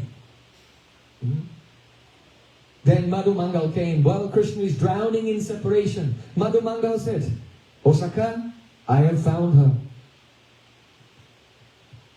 Krishna said, "Are you sure you found her? You're not going to trick me like the others? Can I trust you?" Madhumangal said, "I swear on my Gayatri mantra that I found her for sure." Why did he say on Gayatri mantra? Because the Vedas are true. And Gayatri is Veda Mata. Gayatri is the mother of all Vedas. Om, bo, bo. From the Gayatri mantra, from Om, the Gayatri mantra has come. The beach, the Gayatri mantra. And from the Gayatri mantra, all the Vedas have come. So if he swears on the Gayatri mantra, then what he said, it's true, it must be true, it is so true. There's nothing more true than this. So I swear on my Gayatri. Krishna said, "Okay, I trust you. Please, quickly, show me where she is." Madhumangal said, "I will place her directly in your hands, but you should give me a paritoshik first.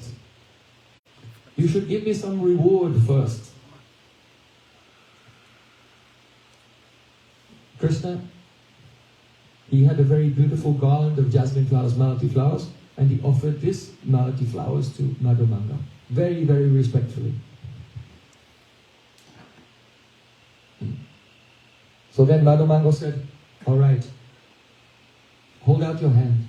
Krishna held out his hand. Madhumangal put one leaf in Krishna's hand. "You take her." Krishna looked on his hand, and there was a leaf, and Madhumangal had returned the leaf. Radha. 2 syllables. Radha. There's nothing more true than this. What? Abhinatvam nama namino. There's nothing more true than the holy name. And the name, Nama and Nami are the same. When Krishna saw the syllables, Radha, he said, "Oh Saka, I am very pleased by your gift." When the syllables of my beloved's name, they enter my ears or even enter my eyes, then I feel extreme joy. What to speak of myself feeling extreme joy. The 2 syllables, Radha, they give joy to the entire universe. Jai Jai Sri Radhe!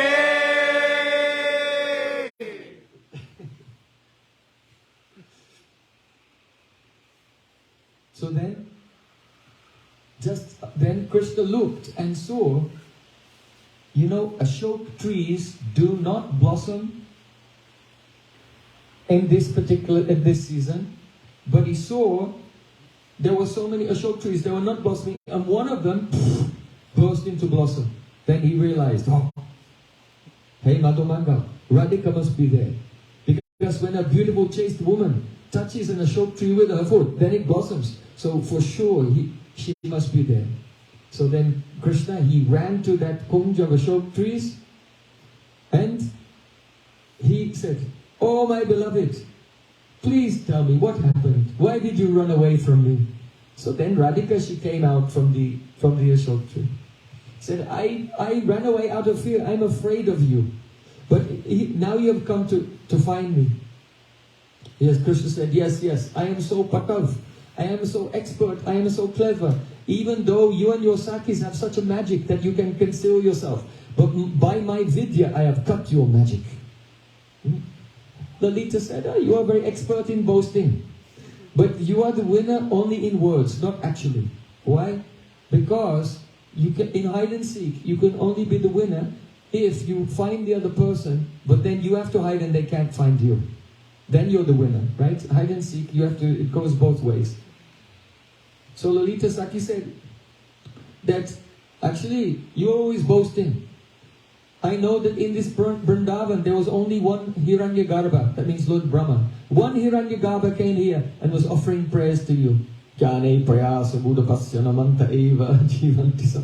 These verses that we spoke earlier. Ahoti danya prajagoramanya. So many verses of Lord Brahma we spoke earlier. So they just said, in this Vrindavan, one Hiranyagarbha, that is Brahma, came and offered prayers to you. But my Saki, hundreds of Hiranyagarbhas are always offering prayers to her Anga Kanti, to the golden effulgence of her body. Hiranyagarbha also means golden ornaments. So she's saying that the golden ornaments on the body of Radhika, she has Sola Sringa and Dwarash Aparana, 12 types of golden ornaments decorating her body. And she's saying that Radhika's golden effulgence is so beautiful that her golden ornaments, they are offering prayers to her Anga Kanti. So Lalita was glorifying the beauty of Radhika in this way. And Krishna, you may be proud because you have lifted Govardhan hill. But my Saki, she defeats you. She has defeated you hundreds of times just by her glance. Anangaranga mangala prasanga bangura prabham savibramam sasambramam driganta banapatanai nirantaram vasikritam pratiti nandanandane kadakarisya hamam kripakatakshabhajanam. By the arrow of her glance, Radhika completely brings Nandanandan Krishna under control. So she said, you have lifted Govardhan hill once, but my Saki has defeated you, the lifter of Govardhan hill, many times and very easily, just by a glance. Krishna said, Lalita, that's true. It's true. I accept it. But I sometimes also control Srimati Radhika. So you just see. Now I'll hide in the forest and all your pride will be destroyed because you won't be able to find me. So then all the Sakis with Radhika, they agreed, okay, so be it. You go and hide. So then Lalita Saki, she covers the eyes of Srimati Radhika. 1, 2, 3, 4, 5, 6, 7, 8. Krishna goes to hide. So Krishna was thinking, in this forest just to the north, there is a very dense grove of tamal trees. And it is filled with the black bees. If I will go there because of my dark complexion, hiding in the dark grove of tamal trees, she will not be able to find me. So then Krishna went and he hid in that grove of tamal trees. So then 8, 9, 10. Then Radhika, she was looking around. Lalita Saki said, "Oh Radhika, come with me. Let's search for him in this direction." Radhika is obeying Lalita. Saki Pranayita Vashaha. One of the 25 qualities of Radhika is she's controlled by the love of her Sakis. It's a very sweet thing that though Radhika herself is most qualified, more qualified than any Saki, but she defers to them and what the Sakis tell her to do, she does that. When the Sakis say, "Oh Radhika, you're tired now, you should rest," then she rests. When the Sakis say, "Durabai Saba Shiti Lata Abhipuni Kelo Ai," "Oh, now your fatigue has gone away," again play. So the Sakis control the Leela. "Oh, now Leela on pause, now Leela play again." How glorious are the Sakis of Srila today. So Radhika said, oh, Lalita, as my Saki says, I will do. Let's go. So they were searching. Gradually, she came to that northern forest where the tamal trees there. She did not arrive there yet. Just as she was coming, she looked on one side and she saw some deer. And the deer was standing there with the grass just hanging from the mouth and not chewing it. Radhika thought, oh, Krishna must have come this way. Why? Because the Katash, wherever Krishna's gone, wherever his glance has fallen, he has given ecstasy to the trees, to the deer, whatever he has seen. Radhika went a little further. She saw some birds, but these birds were not sitting with half-closed eyes in a trance. And she saw the trees, they were not dripping honey, like tears. So Krishna did not go in that direction. Right? Because the ecstatic symptoms weren't in the flora and fauna of the forest of Vrindavan. So then she went a little further, and then she saw bumblebees were going here and there. They were completely intoxicated, but they were not landing on the flowers. She saw the parrots were sitting next to parrots like pomegranates. But they weren't eating the pomegranates, they were just like rishis. Prayo batambo vihagamunayo vanesmin krisnexitam tarititam kalovenu gitam aruya ye druma bujan ruchira pravalan shinvanti melita drisho vigatanya vacha. In Srimad Bhagavatam, Gopi said, I think these birds, they must actually be great sages. Because when they see Krishna or hear the sound of his flute, just like the sages, they go to the higher and higher shakas, the branches of the Vedas. So these sages, they go to higher branches of the trees, because one branch gets full and then the next branch gets full. So the birds who are coming to see Krishna, they go to higher and higher branches. And then hearing the sound of his flute, that instead of fluttering here and there and squawking, they sit with half-closed eyes like wishes, giving up every other activity in silence and meditating on the sound of Krishna's flute. So Radhika was saying, look, see how these birds, they're in ecstasy. Krishna must have gone this way. And then she went further, and then she saw the kunj of tamal trees. She looked around, and then she peered into the dark kunj of tamal trees. Radhika was looking, peering inside, and Krishna was inside. Krishna was thinking, oh, she's going to find me. Why is she going to find me? Because her prem is like a Sakhi, who is resting in the altar of her heart. And just as a Sakhi always brings a heroine to go and meet with a hero, so Radhika's own prem is like a Sakhi, and naturally always brings her to me. She, even without the aid of any Sakhi. That's the name. That's the nature of Anurag itself. Na kajalo duti, nat kajalo an, do ke melanito madhya panchapan. Ramananda Rai told Chaitanya Mahaprabhu. Radhika said, in the beginning, I did not look for a Sakhi. No one brought me to Krishna. It was the arrows of Cupid who arranged our meeting. So Krishna is panicking. Now he's thinking, her prem will guide her to me. This is the nature of prem. It always brings one to Krishna. Apna lukaite Krishna nana yatna kari tatapi tahara bhakta jane tahari. Krishna's Kaviraj Goswami Pad said, Krishna, he makes so many efforts to hide himself from everyone in the world, but still the devotees find him. Why? Pasyanti kechida nisham tvadananya bhava. If someone has ananya bhava, one-pointed love, Krishna cannot hide himself from that person. This is all that is required. One-pointed love for Krishna. So Radhika is the pinnacle of one-pointed love. How will Krishna be able to hide? She will be guided by her prem to meet with him. So Krishna was thinking, she's going to find me.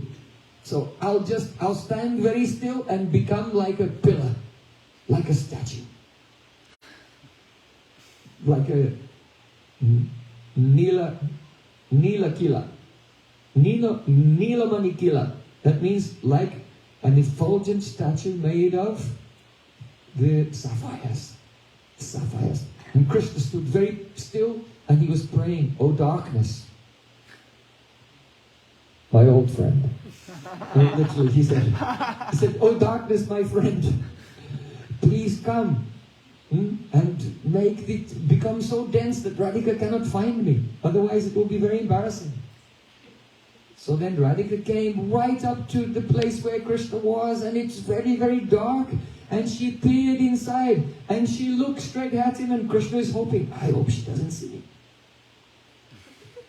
And then Radhika looked around her and said, "No, Krishna, he's not here.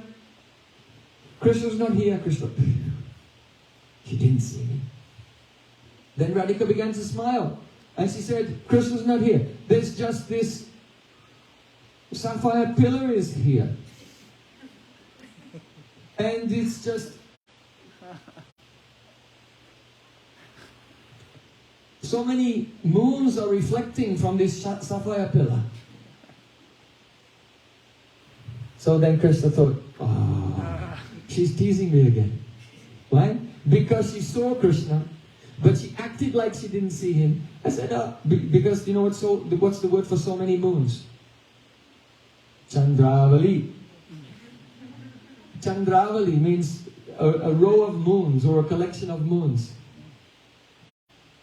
So Radhika looked at, "No, there's no one here. There's just one sapphire pillar. It has so many moons reflected in it." Then Krishna, So then Krishna, he gave up his pretense. He said, "Oh, because your face is beautiful like a moon, and it's reflected many times in the waves of my love for you." Because there's one moon, but if there are many waves, then you may see many moons on the surface of the ocean. In the ocean of my love for you, there are many waves. So your moon-like face is reflected there. And then Radhika pretended as if she was surprised. "Oh, it's you." This is one Bhav Alankar. It's called the Mugdha. There are so many half Bhav here that we discussed earlier. So one Bhav Alankar of Radhika is called Mugdha. It means when she knows everything, but she acts like she doesn't know anything. So she was like that, and also by her words she was provoked Krishna, because she said, "Oh, she's still upset with me because she found out about my accidental meeting with Chandravali." So then Krishna, he gave up his pretense and came out, and Radhika said, "Oh, it's you. Oh, I didn't notice you there." And Krishna said, "You are very playful. There's no need for any of these cunning jokes. Just come with me into this beautiful kunj and rest for a while." And then Krishna has been he's been teased enough. He's been teased so much. So now Radhika, there's a stage of anurag, when it develops into praspara vasibhavatishai. In praying, Krishna, if someone has praying, Krishna is controlled by that person, and that person is controlled by Krishna. In praying. So what to speak of? Sneha, Man, Pranaya, Rag. In all the rasas it's like that, but not in Madhurya rasa. Because in Madhurya rasa there is avahitabhav, the concealment of emotions. There's chapalata, restlessness, bhamyata, contrariness, man, the crooked mood, where someone shows the exact opposite of what they feel, like a vivarta, like a whirlpool. Whirlpool never takes place in shallow water. The whirlpool only comes in deep water. So when the water is very deep, that means when the prem is very deep, it begins to rotate. And everything comes vivarta, everything becomes opposites. So because of all of these reasons, though praying is there for Krishna, and Krishna is praying for that devotee in Madhurya rasa, Krishna comes under the control of the devotee, but the devotee doesn't come under the control of Krishna. But when it comes up to the stage of anurag, and then praspara vasibhav atishai manifests, then the man melts away, and some agreement comes, and there's a great increase, an explosion of rasa takes place when the lover and beloved finally realize, I am under your control, you're under my control. Like this. So then Radhika agreed, and Krishna took the hand of Radhika And they went into the Kunj. Jai Jai Radha Krishna Jugala Mila. But not Arati Karai Lalita Disakiban. Because Lalita and Radhika had gone on ahead searching, and Lalita and Vishaka didn't know where they were. So they are only looking, where is Radhika, where is Krishna, where did they go? So now the Sakis are seeing all the various Udipana in the forest and the reaction of the birds and so on, trying to find Radha and Krishna. So, but Madhurena Samapayat, we should end with the sweetest thing. So, Jai Jai Radha Krishna Yugala Milan. Vale Vrindavan Bihari Lal ki Jai, Jai ki Jai, Jai Sri Radhe. Shyam Satam Prasangan Mama Virya Samvido Bhavanti Rikkana Rasayana Kata. In the association of Shuddha Vaishnavas, then the heart and the ear can become rasayukt. That means at all times, from the moment you open your eyes when you wake up until the moment you go to sleep, and even in your dreams, that the sweet mellow of Vrindavan is always flowing there. This is what you want. Krishna bhakti rasa bhavitam ati kriyatam yadi kutopila upyate tatraloyam apibolyam aikalam koti janma sukriterna labhyate. Krishna bhakti rasa bhavitamati, just like a rasagula which has been soaked in the syrup for days and days. It has soaked all the way through. So when you touch that rasagula, only the sweetness is coming out everywhere. If you squeeze it and squeeze it all out, no more comes out, but still there's more sweetness in there. So we want our heart to be saturated completely in Braja Rasa, from top to bottom. This is called Krishna Bhakti Rasa Bhavitamati. If this is available anywhere, then Kritam Yadi Kutopila Bita, you must purchase it without any delay. If it's available anywhere, purchase it. Is there a price? Yes. The only price is greed. Those who are greedy, they will search out Sadhu Sangha and take shelter there and become always absorbed in Savanam Kirtanam Smaranam. So the ear and the heart can become a rasa yukta.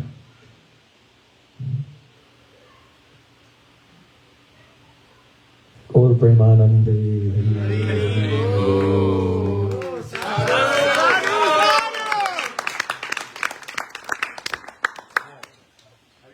So now will be Arti and then Mahaprasada.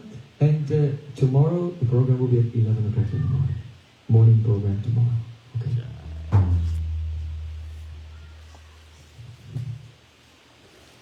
Gauranitai Jaya Gauranitai, Gauranitai Jaya Gauranitai,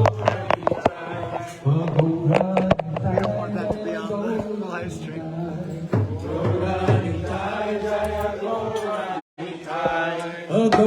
Gauranitai, Gauranitai Jaya Gauranitai, Gauranitai Jaya Gauranitai, Gauranitai Jaya Gauranitai, Gauranitai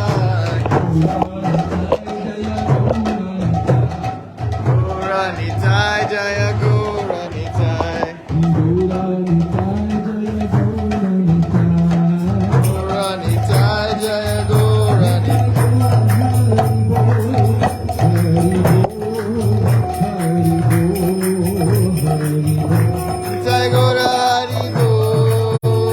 Haribo, Haribo.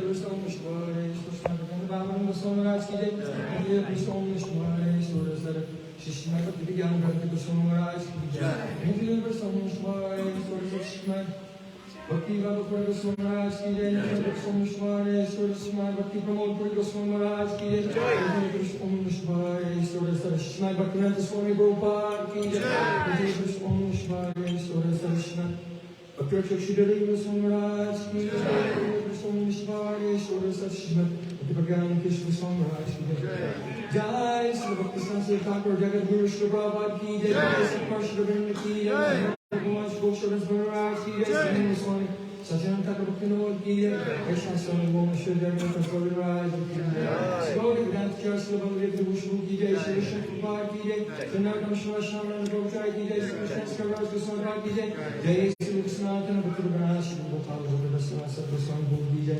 Namacharya Sri Haras Thakur ki jai Damdas Gauramananda Rishi Gaur Parshna Vrinda ki jai Jai Guru Sri Chaitanya Prabhu Nityananda Sri Advaita Gadadhar Shiva Sri Gaur Bhakti Vrinda ki jai Jai Shri Prabhupada ki jai Sri Narendra Prabhupada ki jai Sri Radha Krishna Goku Goku Goku Krishna Sri Brajamandala ki jai Krishna Mandala ki jai Vrinda Vrindavana Sri Navdi Mayapadam ki jai Jagni Purdam ki jai Sri Radha Govindath Manan Mohan ki jai Jai Krishna Sundara Gokunanda Radha Ram Radha Dam Radha Madhav ki jai Jai Jagama Purnamasi Dev ki jai Krishna Mahadev ki jai Sri Vrinda Dev ki jai Srimati Jamuna Dev ki jai Sri Radha Giraj Govindan ki jai Sham Kund Radha Kund ki jai Sri Krishna Kalya Sakhi Vrinda ki jai Sri Rupamanjay Manjay Sri Vrinda ki jai Sri Harinam Sankirtan ki jai Grantaraj Sri Bhagavatam ki jai Ramjo Suvada Suvadacharya Vrinda ki jai Sarvabhakta Vignanashkara Sri Singhdevvanam ki jai Shri Prahlad Maharaj ki jai Jai Sri Jagannath Baladev Samadhi Rasham Ju ki jai Shri Sandhya Arti ki jai Sri Karan Pujapal Sri Purana Maharaj ki jai Sri Vaishnav Prabhu ki jai Anand Kori Vaishnav Vrinda ki jai Sri Bhakta Vrinda ki jai Sri Vishwavana Nandini Smriti Rani ki jai Jai Gaura Premanandi Hari Hari Om Sri Prem Prayojan Prabhu ki jai.